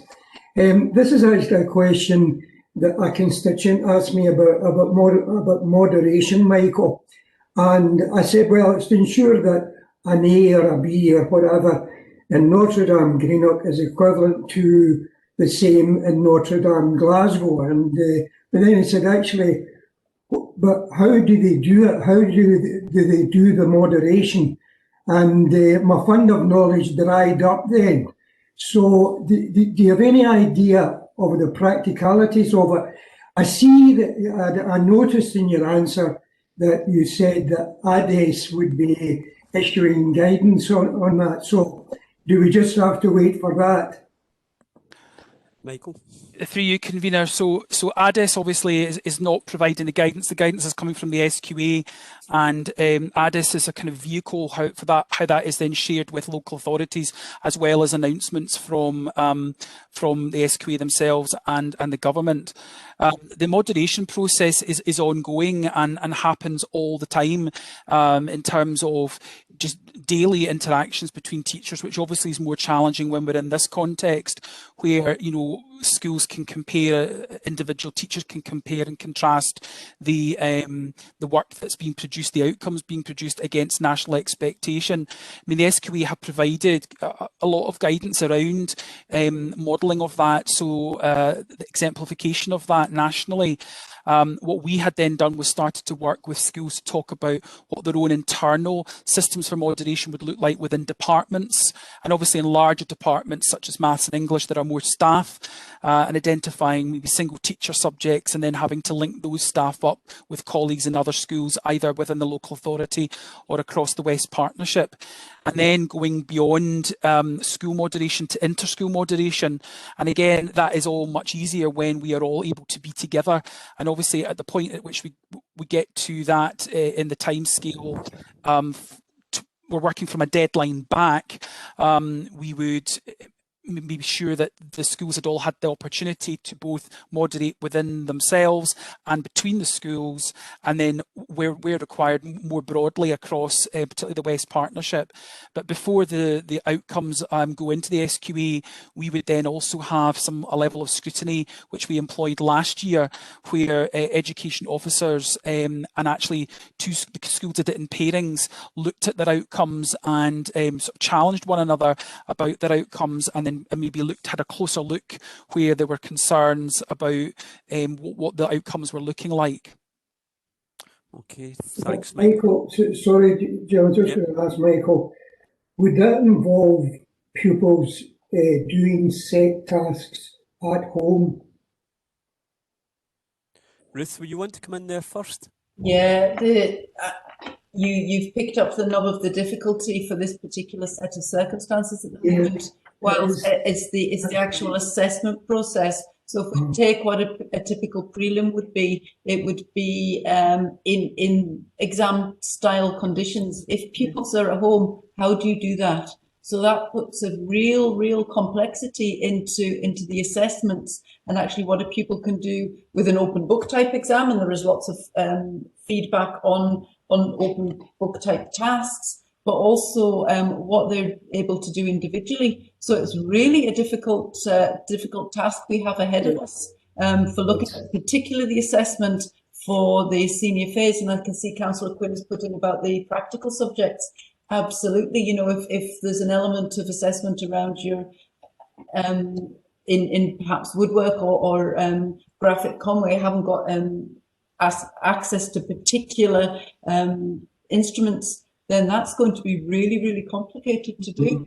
And we're all scratching our heads around that at the moment as to exactly what that's going to look like. One more challenge for you, Ruth. Okay, Martin. Yes. Thanks, Ruth. Thanks, Michael. Natasha? Yep, thank you, Chair. I suppose my question's around the kind of similar to what Councillor Brennan was saying around how are we going to make sure that what happened last year is not going to happen this year. But I suppose Michael's kind of alluded to we need to wait for that guidance to come out. And my second question is, will they be giving students their results any earlier, considering that's going to be mainly made up of teachers' perceptions or teachers' professional opinions?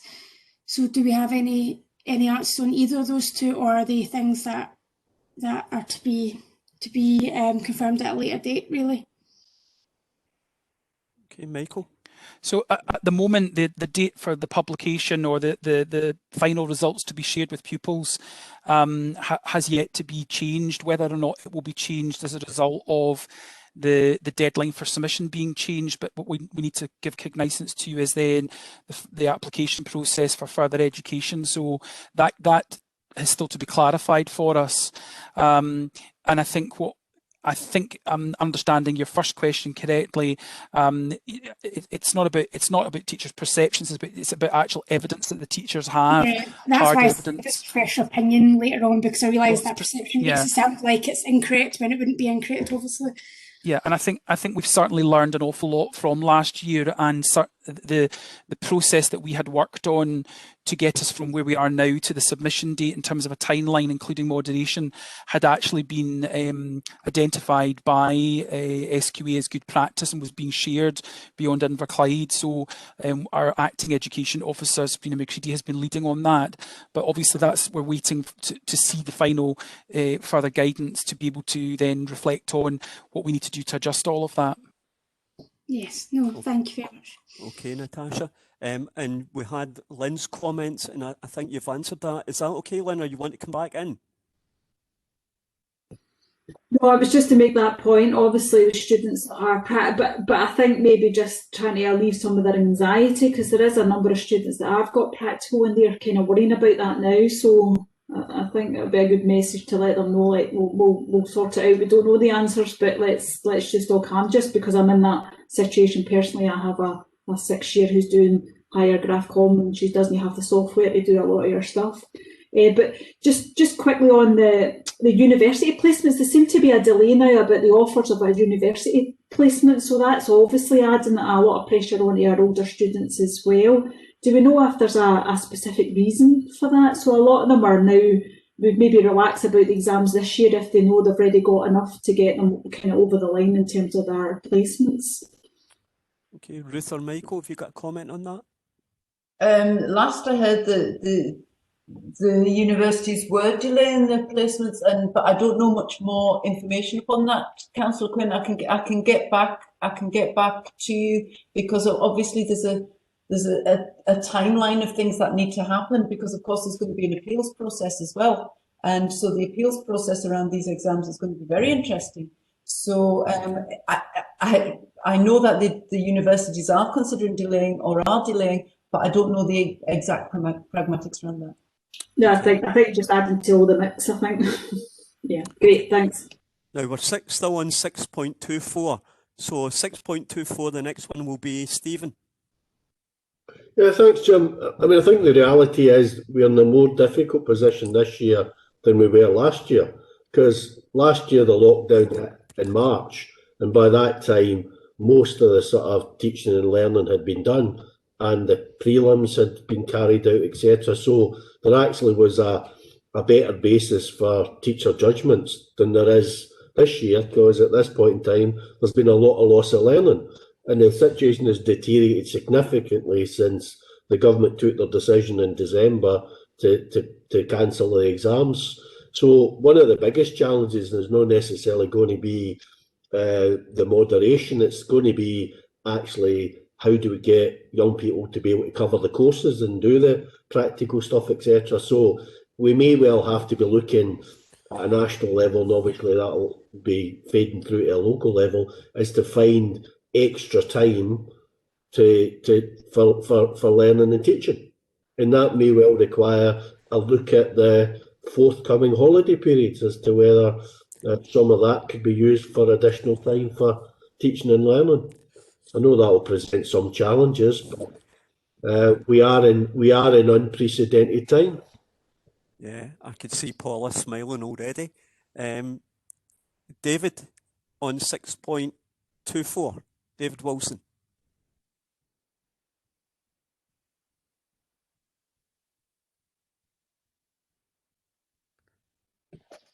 Sorry, convener. I'm on 625. Right, okay. If we could just hold you there, because Councillor Yeah, McElhenney's want to come in that as well. Can I ask, is there any other questions on 6.24? If not, can we get Tony to talk to 6.25, and then we'll get questions after Tony's summary. Tony.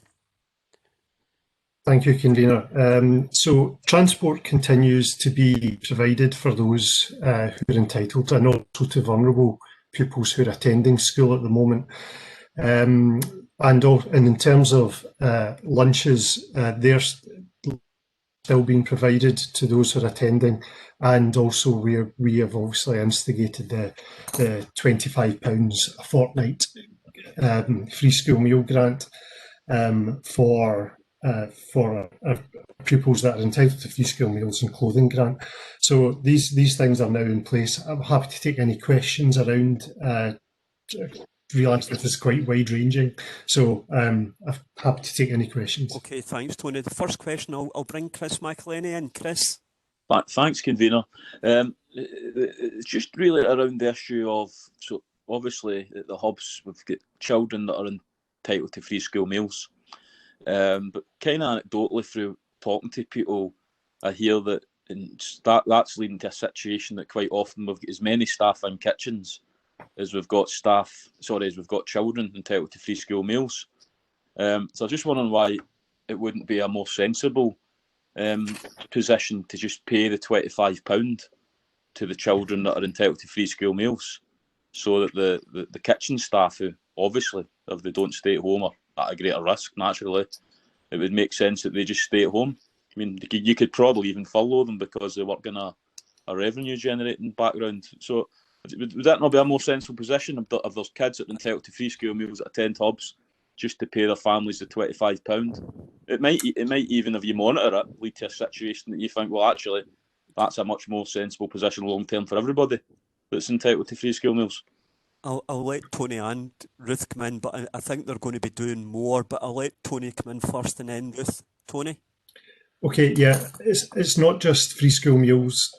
Children who are getting the meals in school, so that the staff are in preparing meals for those that are paying for meals as well.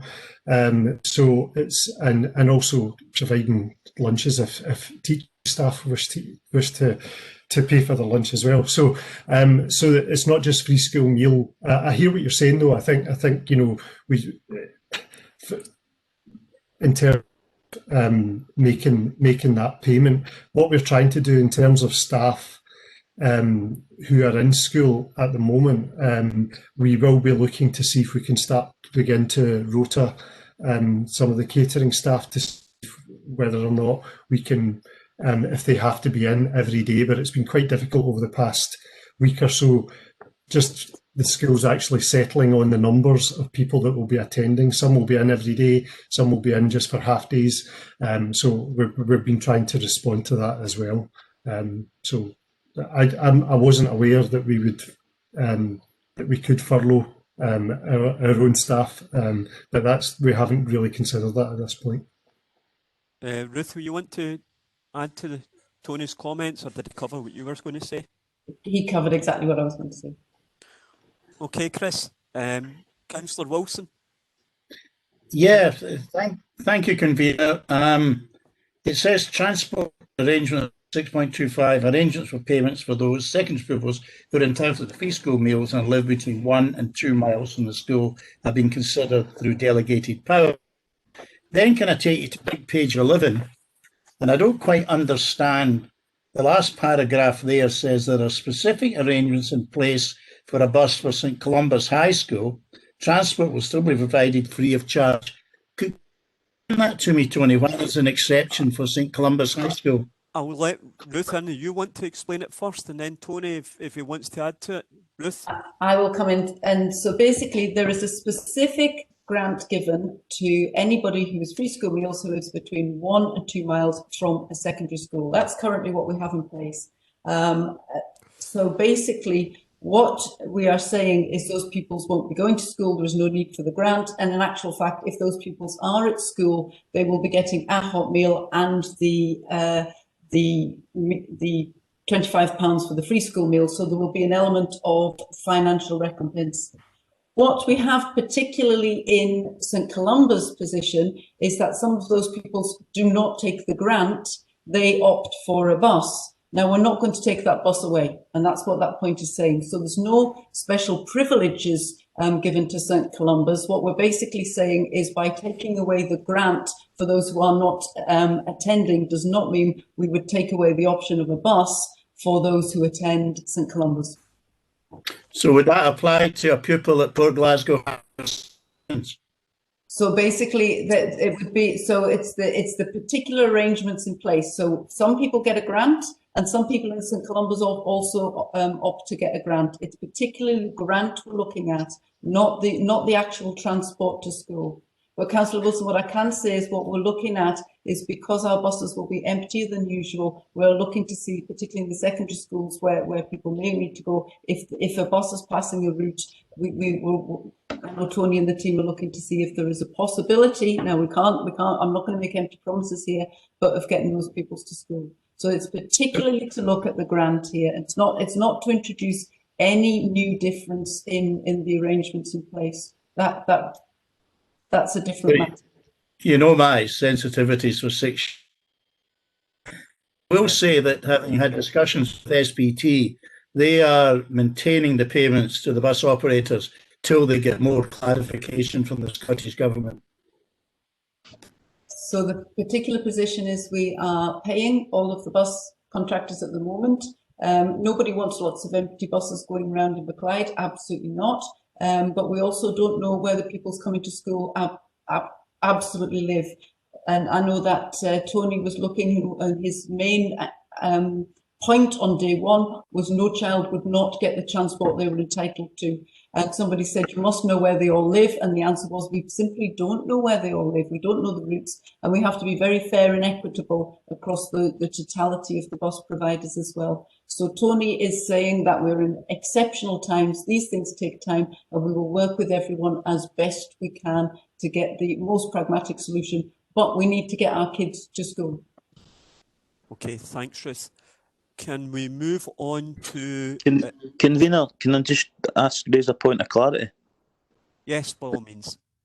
Just to confirm if the good counsellor for Kilmacombe is aware that the St Columba's we're talking about is St Columba's High School in Gourock and not Kilmacombe, because, forgive me, but it seems to be, and I think it's beyond a joke, it seems to be beyond obsessive with consistently attacking the entitlements that some of the deprived children that attend St Columba's High School in my ward receive. And I'd just like to put on the record that I object to his continued position that he must raise an issue about that school at every single opportunity at this committee. Convener, I think I need to answer that. No.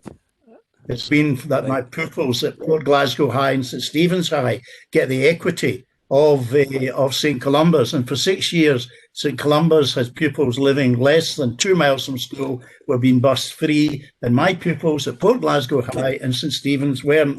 We were doing that. We were doing that well there, but of course, the policy of between 1 mile and 2 miles is to address the equity issue, and I believe we've done that successfully, hopefully successfully. So with that, can we move on to 6.3, which is implications for lockdown and culture and leisure organisations? I'm sure we're very much aware of that, but if Tony can take us through that, and then on 6.31, I'll open it up to questions. Tony.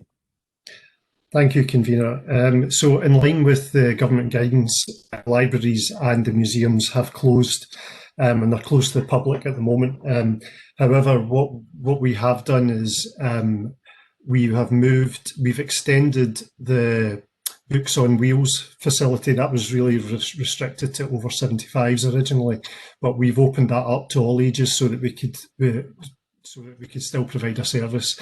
The click and collect is no longer operational at the moment, but if people are wishing books and want to get books, we will do it through the Books on Wheels service.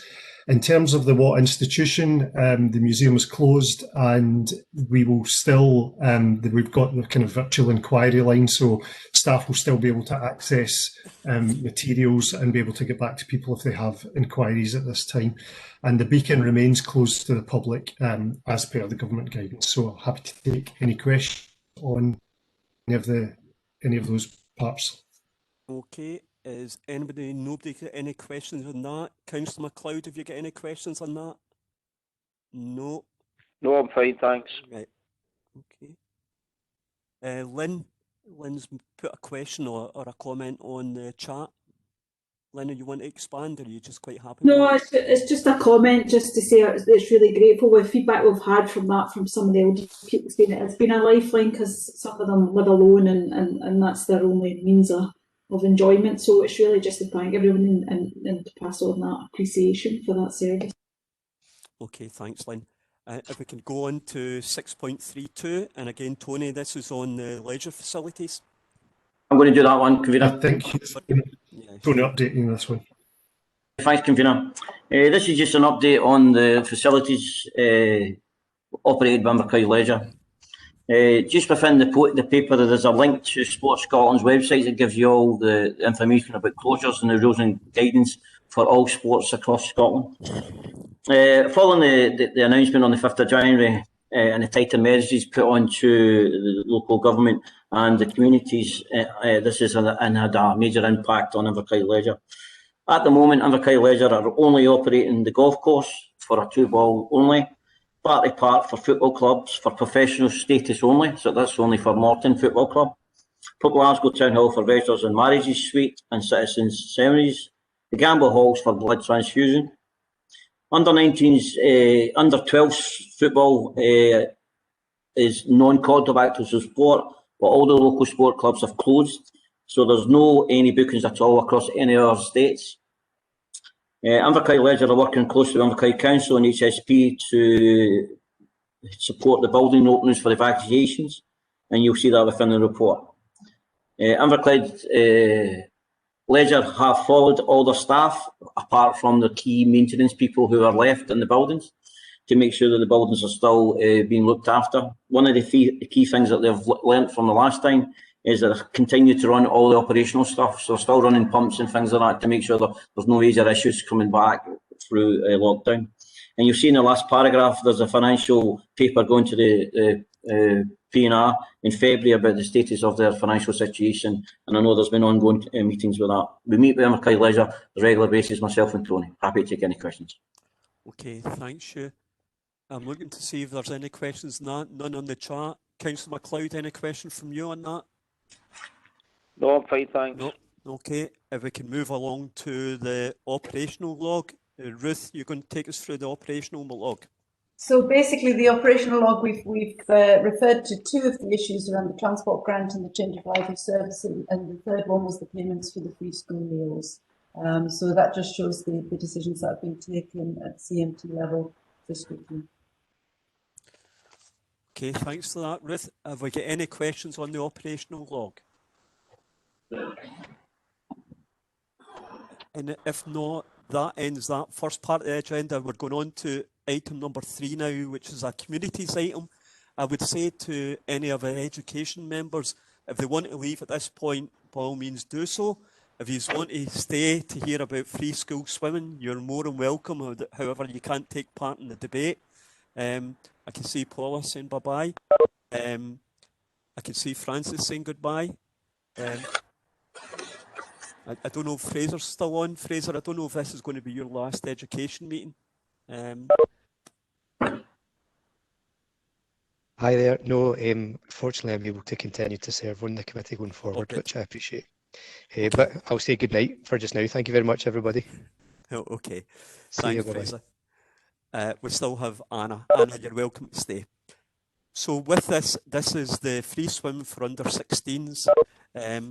It's obviously, as we know, it's a remit from the Policy and Resources Committee, whereby the decision's already been taken, and what we're actually doing now is deciding how the cake is sliced rather than being able to vary the size of the cake. So with that, I'll let Ruth introduce the paper. Ruth.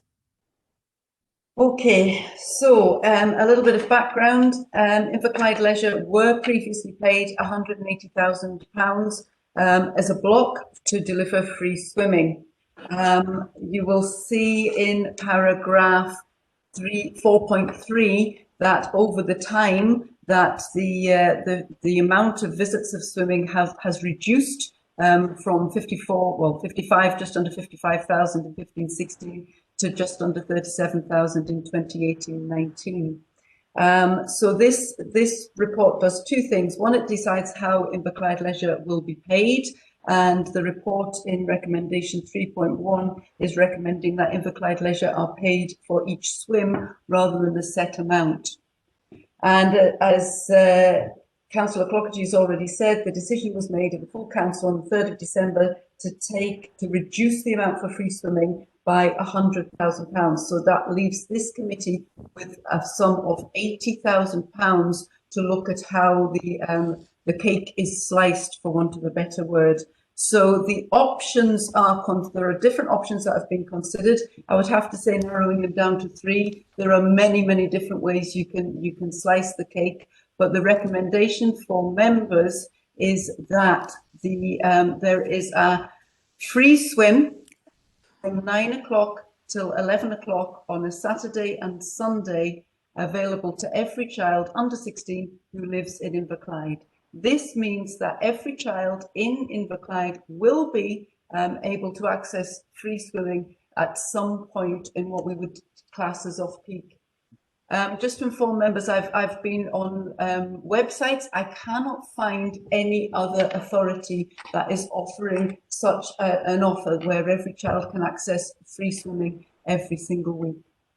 So option 3, as well as having the free swimming slot, says that each swim will be subsidised by £2. So basically, rather than paying £4.60 for a swim, that the swimming will be subsidised by £2, so each swim would be £2.60.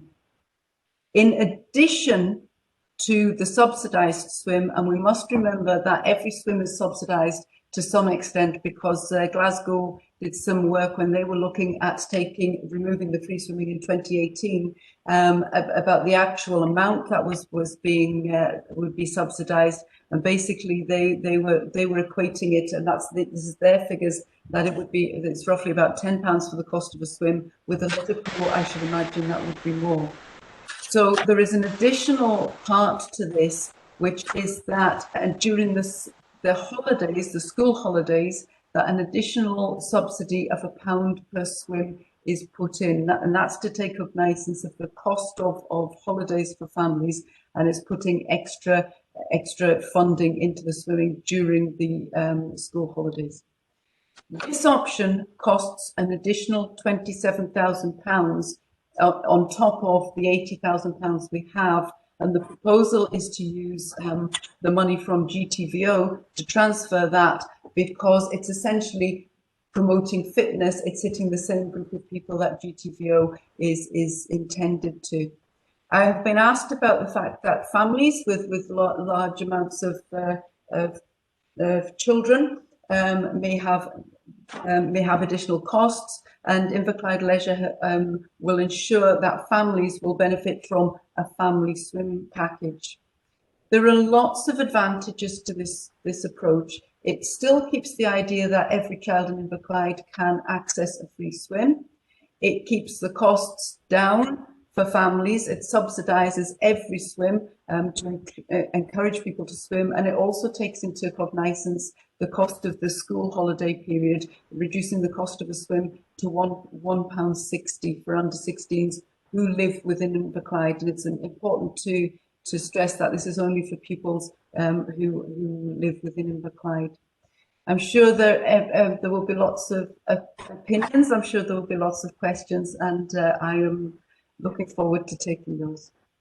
Okay, thank you, Ruth. The first question will be from Councillor Wilson. Councillor Wilson. Yeah, my views on the way we're managing grants to volunteers are well known. I disagree completely with it being taken out of the hands of councillors and being run by officers. I don't see this as an emergency situation. It could still be run by officers. And I think the key is in the name grants to voluntary organisation. Inverclyde Leisure is not a voluntary organisation. We've got dozens of voluntary organisations throughout Inverclyde in our constituencies, many of whom got very little money at the last divvy. The press release that's going out about the new release of grants to volunteers money says there's a limit to the amount of money there is.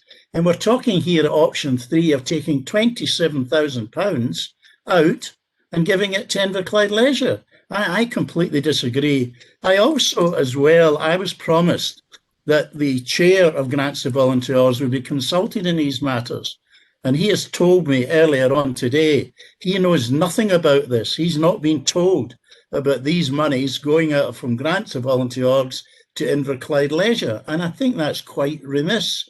And really, as I would like to put forward an amendment, my amendment is that we do not take this extra money from grant to volunteers. Thank you, Convener. Can I just say, David, that is fine. But what part of the swimming bit do you not want to do? You can't do one without the other. This is a package here which is going to cost £107,000. So if you don't want to take it out of, and remember, this is the sponsoring committee to grants for orgs. That's how we're allowed to veer-mount it, and it will be from the under-19s part of it. So if you don't want to take it out to orgs, but you want to take the package the same, you either reduce the package or you find somewhere else to take 27,000 from. I hear what you're saying, Convener, but the officers concerned should have come up with alternatives, should have anticipated that perhaps there might be some opposition to taking such a large chunk of money out of grant to voluntary orgs. I think it's up to them to give us the alternative, and not for me to do it. That's fine. That's my comment from it, so I'll put it to officers. Ruth, you want to comment? So just to say that the money isn't necessarily going to Inverclyde Leisure, it's going to subsidise the cost of the swim, so it's going to the young people. So they're the very young people who would benefit from any initiative. So for instance, if the voluntary organisations would presumably be promoting free swimming, this is another way to tackle exactly that same group. Okay. David, I will come back to you if you're still wanting to put some sort of amendment forward. So I will come back to you at the end if that's okay. But what I'll do is I'll bring in questions first of all, if that's okay. And the next question is from Christopher Curley. Christopher? Thank you, Convener. Probably should have put an S at the end of that, but I'll continue on. Obviously, at the previous paper, it was indicated there's a £2.3 million increase in financial support for Inverclyde Leisure. Now, what I'm basically wondering is, has the decision from the PNR committee to reduce this, what effect does that decision by the PNR committee have on that £2.3 million? Is that already been included within the £2.3 million additional funding for Inverclyde Leisure? Because obviously, if Inverclyde Leisure are in a deficit situation, if you're taking funding off them for the free swimming, you're going to have to provide funding for them from another source. So I'm just wondering whether or not the difference has already been factored into the £2.3 million.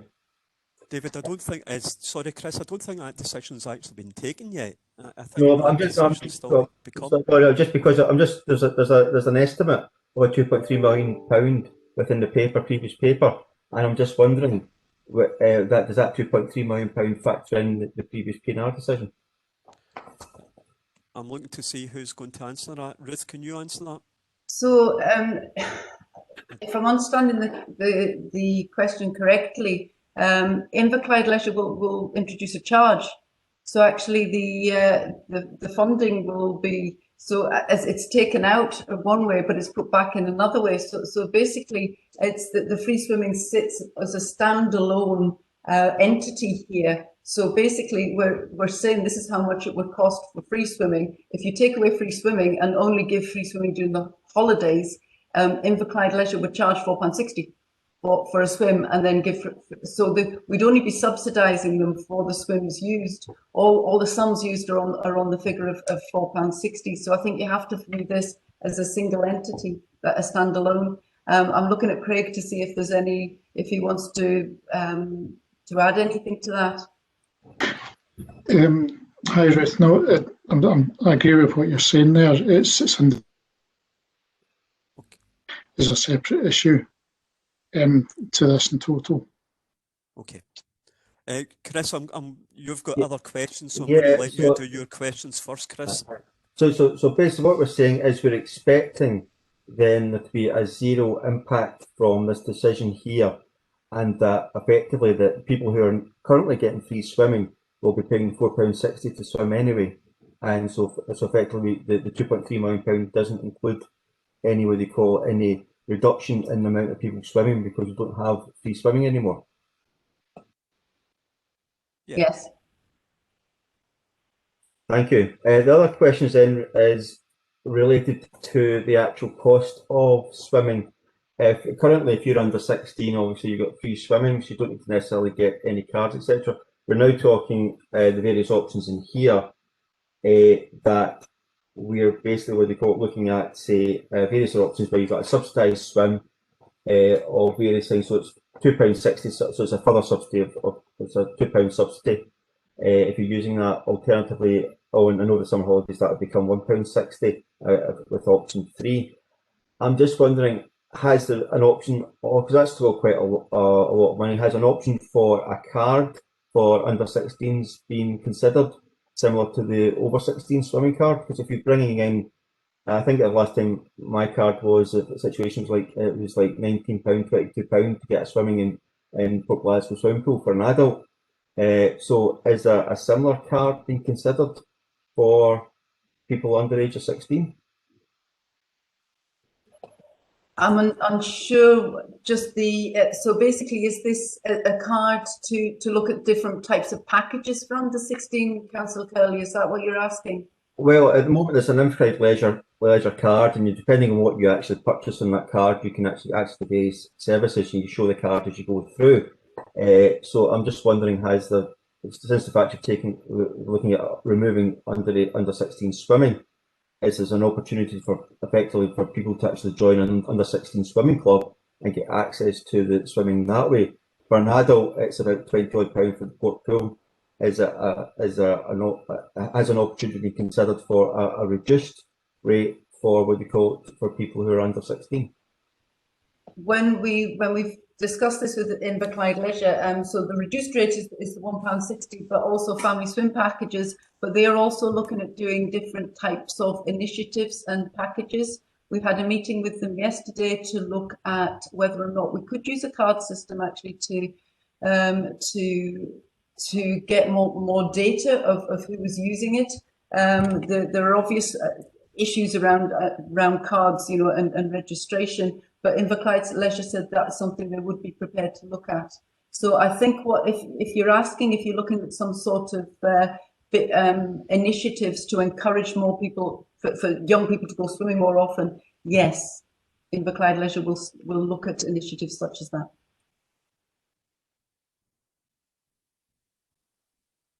Okay, Chris, is that your questions done? Yeah, I'll just roll that over at the moment, if that's okay.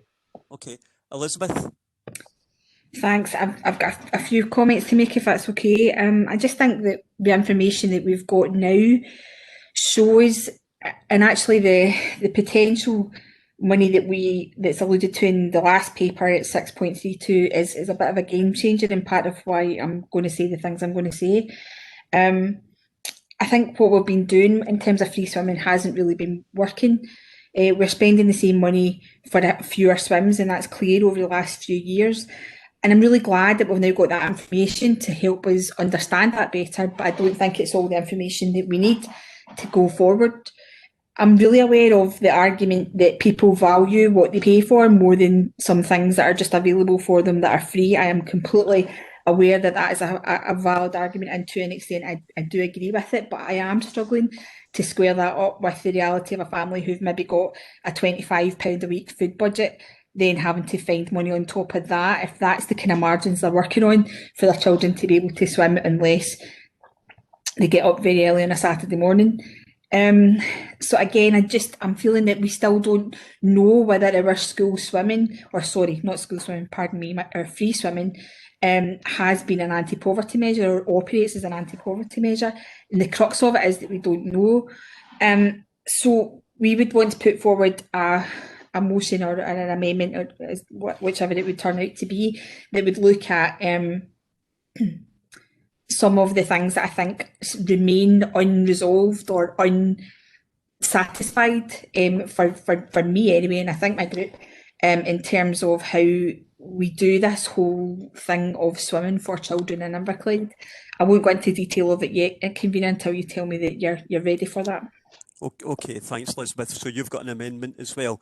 Steve McCabe, Councillor McCabe. Yeah, thanks, Convener. I mean, I think some members, I suppose, do need a wee bit of a reminder of how we've got to being here today. And it's part of the budget discussions between the political groups that through the members' budget working group, it was agreed unanimously that reluctantly this saving of £100,000 would be made, because the consequence of not making that £100,000 saving would be £100,000 of saving, which would be less palatable, would be taken from elsewhere. That recommendation from a members' budget working group was agreed unanimously at the full council on the 3rd of December. So we've all signed up to the reduction in the funding, which leaves us with £80,000 in the budget. And yet there's a potential to supplement that from environment, from any other budget within the community's budget, whether that be grants to Vollogs or something else. Obviously, the proposal here is that it comes from grants to Vollogs, but from the under-19s element of it, the sports element of it. So, but members are perfectly entitled to take a view in all the proposals within the paper, and they can either agree with the recommendation, go for an alternative recommendation, or ask officers to come back with a further report looking at other alternatives. Okay, thanks, Stephen. Elizabeth, I don't want a dialogue between you and Stephen, but you just want to come back in Stephen's point. If you could be succinct on it, I'll let you back in. Really succinct. It's just I totally accept the point Councillor McCabe's making, that we did look at this as the members' budget working group. And the council. There's subsequent decision in terms, or not decision, but recommendation that's alluded to in the last paper, which is the only reason we can really talk about it, because it was a members' budget working group issue, about the 2.3 million to Inverclyde Leisure is the bit that I think is the bit of a game changer. And I think using the totality of that resource that we're looking at for Inverclyde Leisure as a means of looking at this is the thing that makes that previous members' budget working group thing a little bit different for us. I do think we're getting muddied waters here, because the both of them, we know the leisure industry throughout Scotland is dead on its feet. So we know that. So we know that your Glasgow Lives, we know every leisure trust in Scotland, and I was going to swear there, but I won't swear, are really struggling. In the paper it's going to P&R, is addressing that fundamental struggle that our sports and leisure facilities have got, that we have put out an arm's length organisation to Inverclyde Leisure, and that stands alone, in my opinion. But I'm sorry, I shouldn't be talking. I'm going off on one here. I'm going to let Chris in. I shouldn't be commenting. Chris. Thanks, convener. I can see quite a lot of different merits here, and I think that one of the points is it's quite difficult to come up.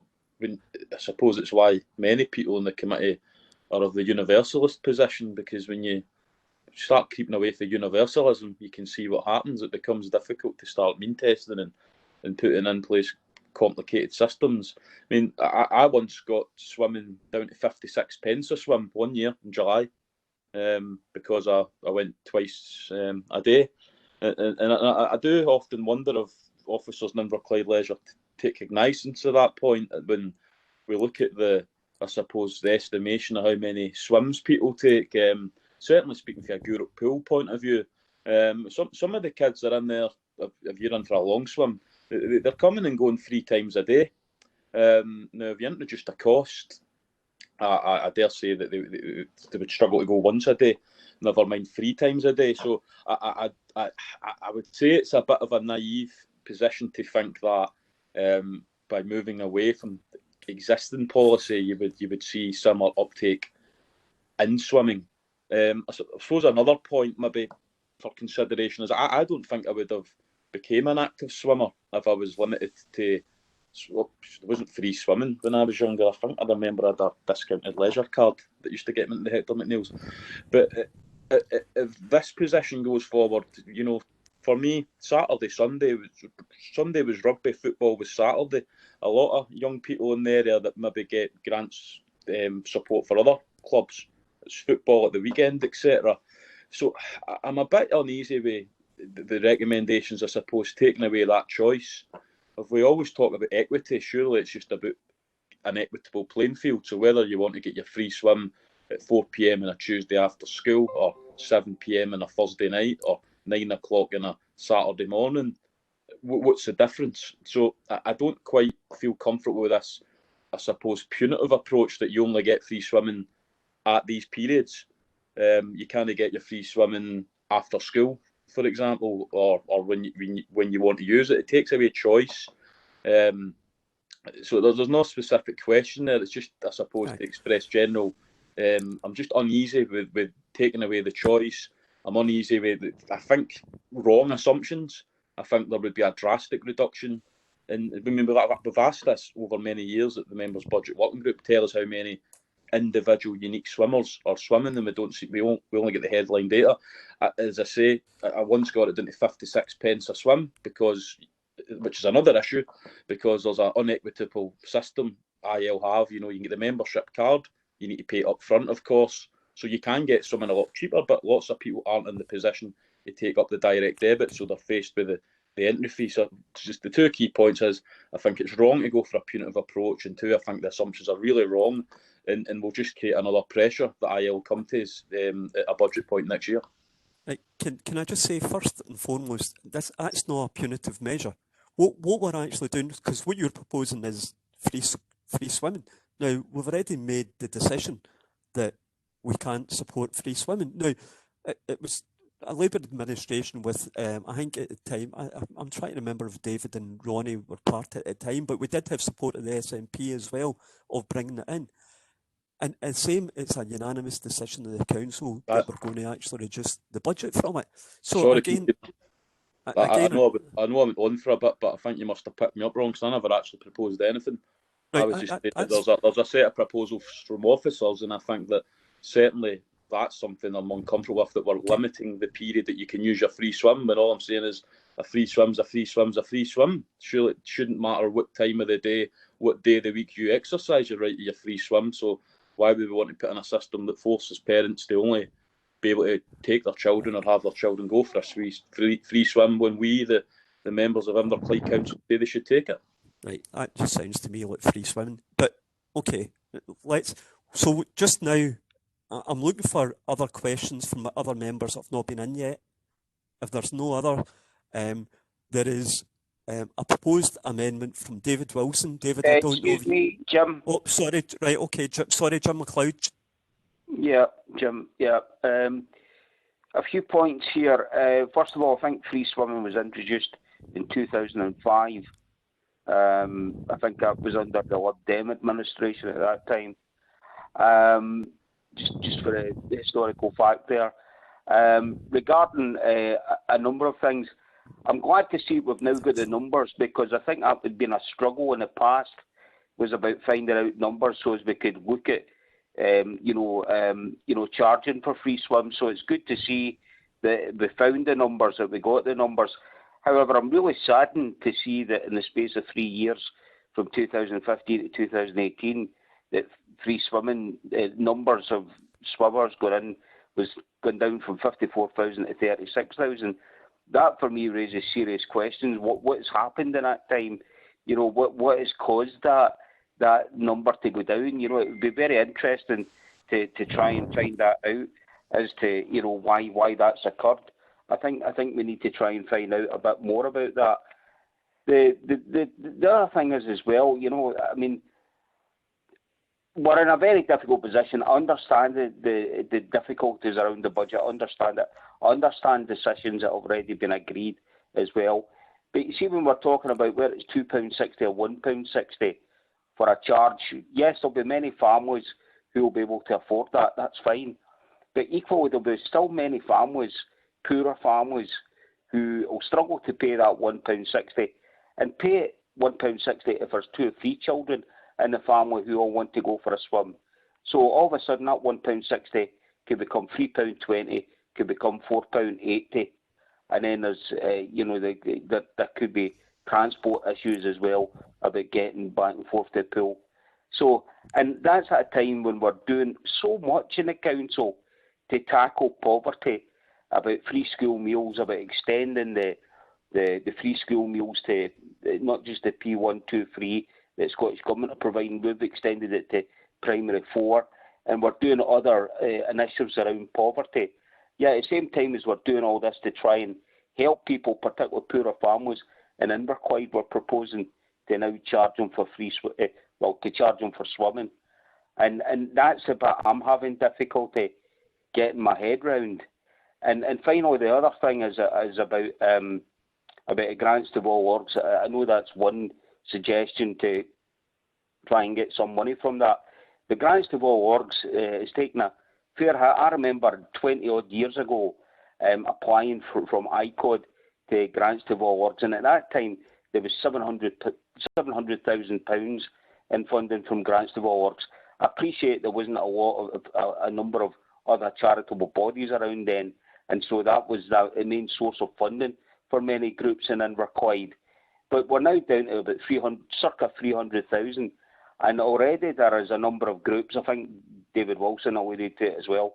There's a number of groups out there who are struggling out there, and grants to all orgs, it's what it is. It's a small grants to all orgs, and this is a sizable. This goes ahead of 27,000, and I realise it has to come from somewhere. I appreciate that too, but if it comes from grants to all orgs, that's £27,000 less that organisations will be able to apply for in the future.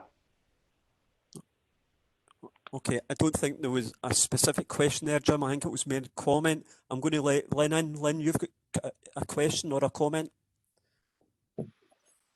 Yeah, it's just a comment on about GTVO. I think we're here discussing about taking potentially £27,000 out of GTVO, but I think it's highlighted the issue with GTVO where we've got under 9 sports subsidy under a grants to voluntary organisation grant, so we are not going to be taking money from community groups. We're going to be taking money from the under 9 sports subsidy, so we're going to be taking it from sports groups, if you like, applying for money to run different sports. And it's about whether you want to spend money on football, you want to spend money on swimming or another sport. So I think it's just to clear that up, and I think it highlights the problem we're having with sports subsidy under GTVO, because it looks as if we're taking money from community groups that provide other services.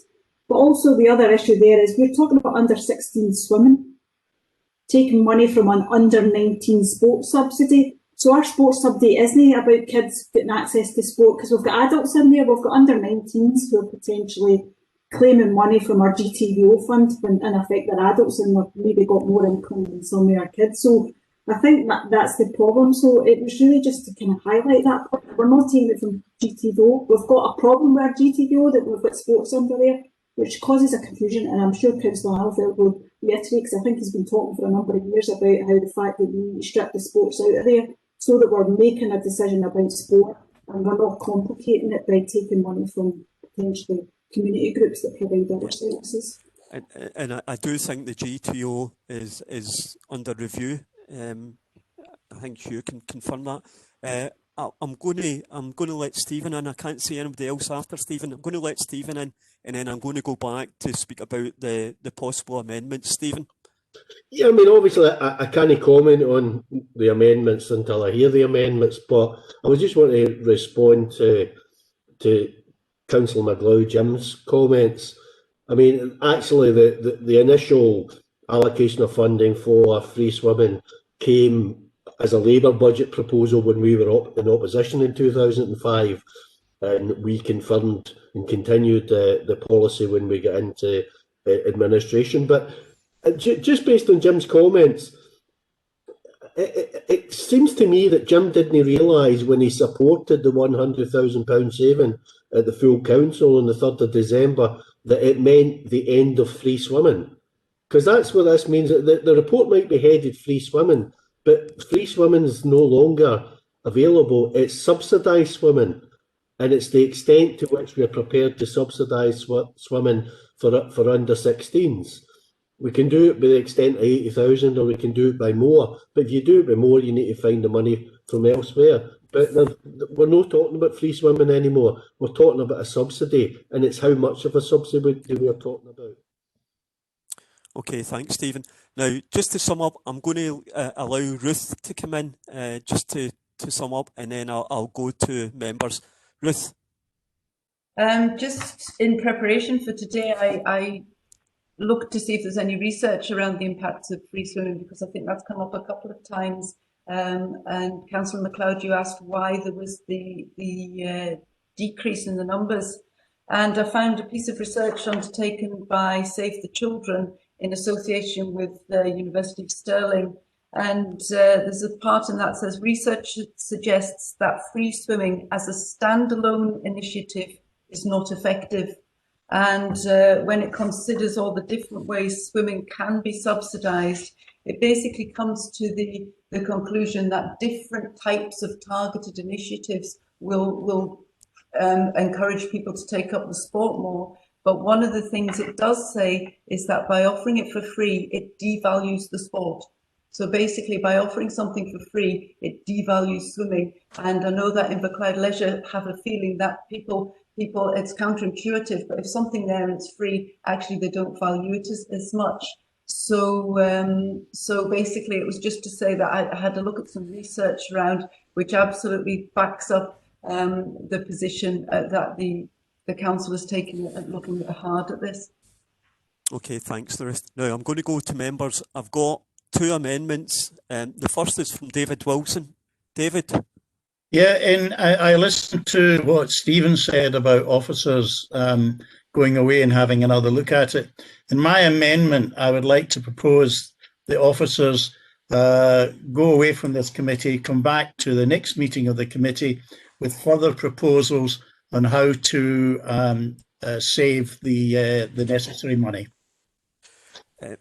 Can just get clarity that you're actually talking about you're happy with the option number 3. What you're on about is the 27,000 from grants to orgs, and what you're actually saying is you would like a further paper for officers to explore where that 27,000 comes from. Correct, thank you. Okay, Ruth. If it helps to clarify, and picking up on Councillor Quinn's point, it could come out of the under-19 sports subsidy. I'm looking at Hugh here. There's £145,000 in that, so actually we could keep the sports subsidy within the same part. Now we are looking at the GTVO, and I know that there are issues around that. But actually, for the purposes of this paper, we could amend that as taken out of the under 19 rather than the GTVO, if that helps. But just to confirm, that does come under the auspices of the GTVO subcommittee, if I could call it a subcommittee, doesn't it? The under 19 sports grants. It's a separate committee, convener, through yourself, convener. It's a separate committee, but it's a separate pot of money, but it could be out of there. Okay. And David, if it was coming out there, would you be happy? Well, that's the sort of thing I'd like officers to come back with. Okay, right, okay. Yeah. So we've got that. And the next one will be from Elizabeth. Elizabeth. Thanks, convener. I'm going to post the proposed amendment from our group. In the chat. So the summary of it would be 3.1 recommendation as is, 3.2 under 11. So can I just check you can hear me, by the way? I've just put on a set of headphones. Yeah. 3.2 under 11 swimming is continued on the same basis. 3.3 children 11 to 16 access free swimming with presentation of a Young Scot card to enable customer information to be gathered. 3.4, the bit that's the game changer, I think, in terms of the various decisions that have, or recommendations that have come from the members' budget working group. 3.4, remaining budget to be allocated from the £2.3 million that's been discussed in terms of Inverclyde Leisure for the period 2021 to 22.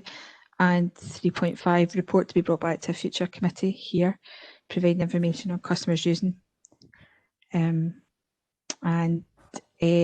Free swimming in terms of free school meal entitlement, etc., to enable consideration of outcomes achieved by the policy and enabling us to make a decision on any future policy. Okay, thanks for that. Now, first things first, I'll ask either Hugh or Ruth, probably Ruth, if you've got comments on the practicalities of the amendment from Elizabeth.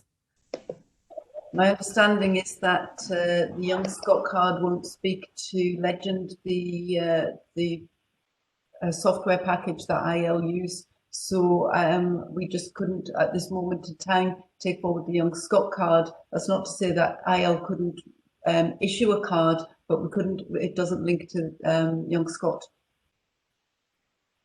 Okay. And that's your only comment. So everything, I'm not sure about the remaining budget to be allocated from COVID funding for the period 21 to 22. For me, I would need someone to advise whether or not that is appropriate and whether or not the Education Committee, whether we could actually make that decision. And sorry, Councillor Clougherty as well. We would have to do the figures. We don't know the split of the 11s to 16s. We can only give you the figures on what we know at the moment. We don't know what this would cost, so I can't identify a budget against this and know exactly what the issues are. So I see the, I'm just reading this as I'm speaking. I simply would not know what the costings of that would be. Through you, convener, can I just say that obviously we have a decision which was taken at P&R. We have a set budget, and in relation to whatever is being put forward at any amendments, either we need to know that they're within the budget that's been set by P&R, or that they can be contained within the services budget. And it might be difficult, as Ruth says, to answer that tonight because there's so much information that is not in front of us right now to answer that question in relation to the services budget.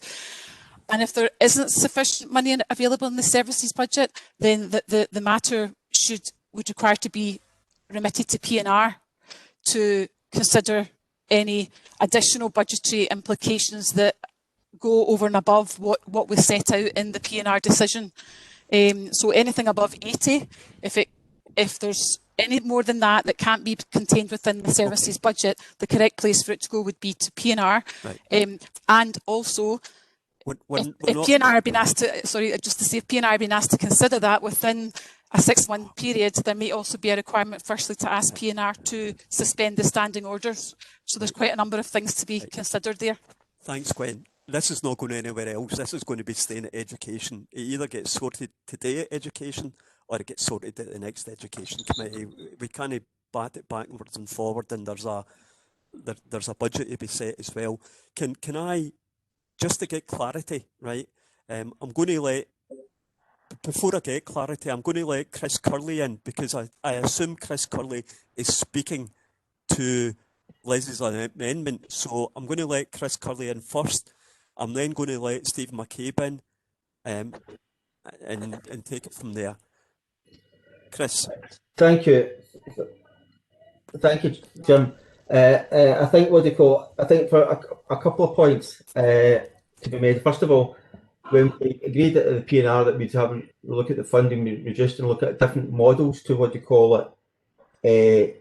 for the swimming. None of the models that have come up are not models that we would actually favour with respect to what they call developing the policy going forward. We agree that we should be paying for per use, but we certainly, as Councillor McElhenney mentioned, the issue about what they call listening to a particular time. It means that people who are working shifts or do things like that have other opportunities, can't utilise the swimming at that particular point in time. So we have an issue with having a time-based system. Now, there's other systems you could do. Either you rationalise per number of people who can actually use the swimming at a particular point in time, but to do that you'd have to bring in a card system or something like that, which is what Chris was saying. When you move away from that sort of universality, it does cause you problems. Now, our suggestion to do with what they call Young Scot card is, of course, it's a nationally available card. It's a card we give to every single 11-year-old in what we call an Inverclyde. It does seem a bit strange that it can't be looked at within the system. The alternative would be, say, to what they call to have a card that somebody has to apply for to get free swimming. Again, that gives people the opportunity to have that positive change for going into swimming. So I think that's a good opportunity. So basically, and we come to the budget cost. At the moment, we are considering this as being a zero-sum game. No matter if we take the money off this bin here, we're going to get money back from people paying for swimming.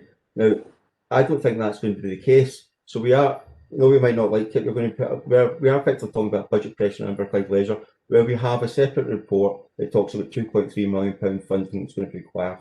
So whatever we do here is going to have an impact on that £2.3 million. So really, we need to be honest about it, really, and say, look, let's see about what we can do here. If we make this decision, we're going to increase the deficit to Inverclyde Leisure. So we need to find funding for that. And in reality, that's going to mean changing that 2.3 or looking at that £2.3 million figure. So in reality, let's have a look at saying, well, if we're in this deficit situation in Inverclyde Leisure, can we not use the time we've got when we're in this situation to thoroughly look at the free school swimming? I know I see what Ruth has said with regarding people don't value swimming if it's free, etc. I take it that's a point. But we have an opportunity here, I think, to actually do the analysis, which maybe should have been done a few years ago. What is the outcomes here? What is this free school swimming achieving? Is it one person swimming 5 or 6 times a week? Is it lots of people swimming? We just don't have this information. So I think before we make major changes to the policy, we take the opportunity that the fact is we have this situation in Inverclyde Leisure and look about trying to get as much information as we can about what this free school swimming is doing at the moment, and then come back with the information we can to make up an appropriate decision about how we go forward. Right. Chris, thanks for that. Can I just say one of the things is we've agreed the budget saving for this time. We're setting the budget in 4 weeks' time. So for you, what you're actually doing is virtually kicking this can way down the road without actually coming up with any real solutions. Plenty of questions, but no solutions. I'm going to ask Councillor McCabe to come in now. Stephen?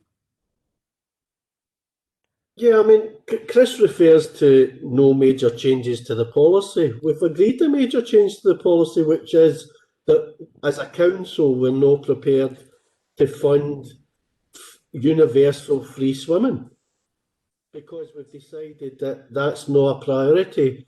There are higher priorities. So we've taken that £100,000 saving unanimously.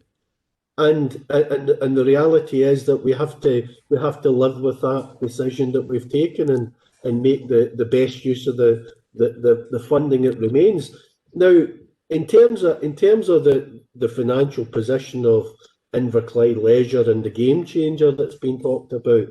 Now, my understanding is that if we took away all of the money from Inverclyde Leisure for free swimming, the subsidy that we gave, then what Inverclyde Leisure then starts to do is charge £4.60 for swimming. That's the impact on Inverclyde Leisure, and then they obviously have to review their business based on that. So I don't think we can roll this into the overall position of Inverclyde Leisure, because this does start and has always stood on its own. Now, in terms of Inverclyde Leisure absolutely is going to face significant challenges over the next few months and years, and that's going to have to be considered by the council and what level of subsidy we're prepared to give to Inverclyde Leisure. But that's a whole bigger discussion. Now, in terms of the amendment doesn't put forward a costed proposal. So how can we agree to a proposal that's not costed? So it would have to be the subject of a further detailed report. The committee does not have the power to agree that the COVID funding would be used to supplement the £80,000. That's no in the gift of this particular committee. So, as rightly has been said, it would have to be referred to policy and resources, and potentially through the budget proposal. So I certainly couldn't support the amendment as it stands. I mean, if we're talking about having a further report with alternative options to what's been proposed in the paper, then fine. Let's include a costing for any alternative proposals. But in terms of a card system, we don't even know if a card system can work at this point in time. So how can we again agree that we're going to use a card system? And in terms of actually determine the outcomes of the policy, you would need to have the information. So you would need to be able to differentiate between those who are entitled to free school meals and those who are not entitled to free school meals. So when a kid goes along to get a swim, are we going to be asking them, are you entitled to free school meals or you not? Are you going to provide evidence of whether you're entitled to free school meals or not? Have you got a card that shows that you're entitled to free school meals or not? So there's a whole range of issues associated with the amendment that really cannot be resolved today, and therefore would have to be the subject of a detailed report. But we need a system in place by the 1st of April, because the funding is not there to provide universal free swimming by the 1st of April. So happy to have a further report which addresses Councillor Wilson's concerns around the specific funding from the proposal that's before us from officers. Happy to have a further report on the suggestions or proposals from the SNP group, but whether that's all possible and all the information is going to be available for the committee to make a decision prior to the 1st of April, I don't know. Okay, thanks for that, Stephen. Chris, you've already been in. I'll let Natasha in first. Natasha? Thanks, Jim. Yeah, I was just wanting to ask a question about, obviously we've agreed this in the full council for this saving to be made, or this cut to be made rather. How much would we have paid Inverclyde Leisure if we paid per swim compared to what we were actually getting as a grant? Because I'm a bit curious as to what that final figure would be if we were to pay per person. Would that be considerably less for us? I'm assuming from the options that are here that there is a significant difference between that, and hence why the options that are here are presented to us. I just wanted to ask that just for peace of mind and clarity. If we were to pay per swim as of the last data we have, it would come in at just under the 180,000. So if we look over the last 5 years, Inverclyde Leisure would essentially have been absorbing a loss on this initiative in the past. Okay, no, thank you for that. Now, I'm going to try and pull this together, and please forgive me if I try in my usual way to try and get a consensus view on this.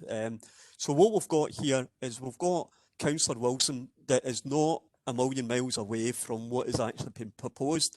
So what Councillor Wilson is actually saying is that he's happy providing that he's happy with option 3, providing that the money comes out of the under 19s. That probably resonates a wee bit from what Councillor Quinn was saying as well. We have various points from the SNP group, which probably needs to be looked over more carefully. What I would propose, and I'm in your hands about this, what I would propose is I would ask officers to bring back a paper to the next committee, very succinctly to look at Councillor Wilson, what Councillor Wilson is saying, and what is ostensibly taking it out the under 19s quite clearly, and also in that same paper to try to take the SNP amendment and try and get the facts behind the SNP amendment in order that we're better informed of exactly what can or what cannot work. Because I think hopefully we'll agree just passing the SNP amendment just now would just not work because we don't know enough facts around it. So if we want to go through with the amendments, fine. Or can I ask in a consensus way that we ask officers to bring back a paper to the next education meeting, taking into account and costing what the SNP are proposing, and have that dialogue with Elizabeth and Chris. I'm quite happy for that dialogue with our officers to happen, and also taking into account what Councillor Wilson is saying, is it being more succinct that it comes out of the under 19 sports subsidy. Could I just add, Jim, or somewhere else? I'm not necessarily restricting it to the under 19. If officers can find somewhere else, apart from GTVO, I'd be quite happy. Okay. I mean, I understand we could probably put that through as an amendment today, David, but I'm looking at my colleagues within the SNP and actually saying to them, well, put the ball in your court. What is that acceptable to you? Is that we get used to work with our education officers because your amendment as standing just cannot go as stands. It just cannot. I don't want to go into whether it's competent or incompetent. But so I'm looking at Elizabeth to actually put that olive branch out to you to see what you want to do. Happy to do that.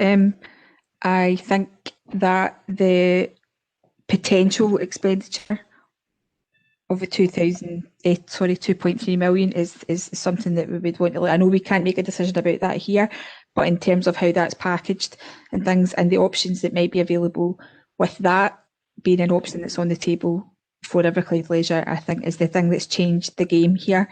So absolutely we would go with that. Right, okay. And again, I know people crack up or maybe try and get consensus. Can I therefore ask that a paper be provided to the next education committee? The fundamental of the paper is still option 3. And option 3, rather than grants to all orgs, probably more succinctly talks about the under 19 sports grant. Okay, so I think that is a clear message for there. I know David says or other places, but I think that is probably a gimme. That is probably more direct and easy to do. But can I also say that given what our SNP colleagues are saying, that we talk to Elizabeth to see if that paper can include the points that the SNP group are putting to us, so that if they do want to come up with amendment, hopefully not, but if they do at the next meeting, that it will be more concise and it will pass the test of it's an okay amendment. Can we get agreement with that? Is that clear? I'm happy. Happy. Through you, convener. Yep. Happy. Very happy. Right. Peace is broken out. So I think that's quite clear, and hopefully, I know it's given our officers work to do, but at least the fundamental bit of their work has already been done. They only need to work with the SNP group to see if they can possibly not placate, but take on board what they're actually saying when it comes back to us. And if not, we'll be at the same place again, only a more succinct amendment from the SNP group. And with that, can I thank you very much for your attendance? Thank you, Jim. I know these groups are this meetings are meant to be a lot quicker, but obviously at 10 to 7, it might not be. So thanks for everybody and have a good night. And please have a word with Councillor Brooks. Jim, convener. Yes. So as you say, that's nearly 3 hours into this expedited business meeting. Can we reinforce the point that if adequate information was just provided in the committee papers, it would save us having to ask questions about it? Yeah, but I do think that a lot of the discussion has been from elected members themselves, and a lot of the points have been for elected members themselves, and maybe elected members should think themselves whether or not they needed to ask that question, or whether or not they had to do that comment, including myself. So with that, Cheerio, everybody. Can I wish you a good night? That was a very Trump-like comment. Good night, everybody. Thank you. I'm Sharon. learning with my teenagers now. If when the report comes back the next time, it's going to exceed that budget,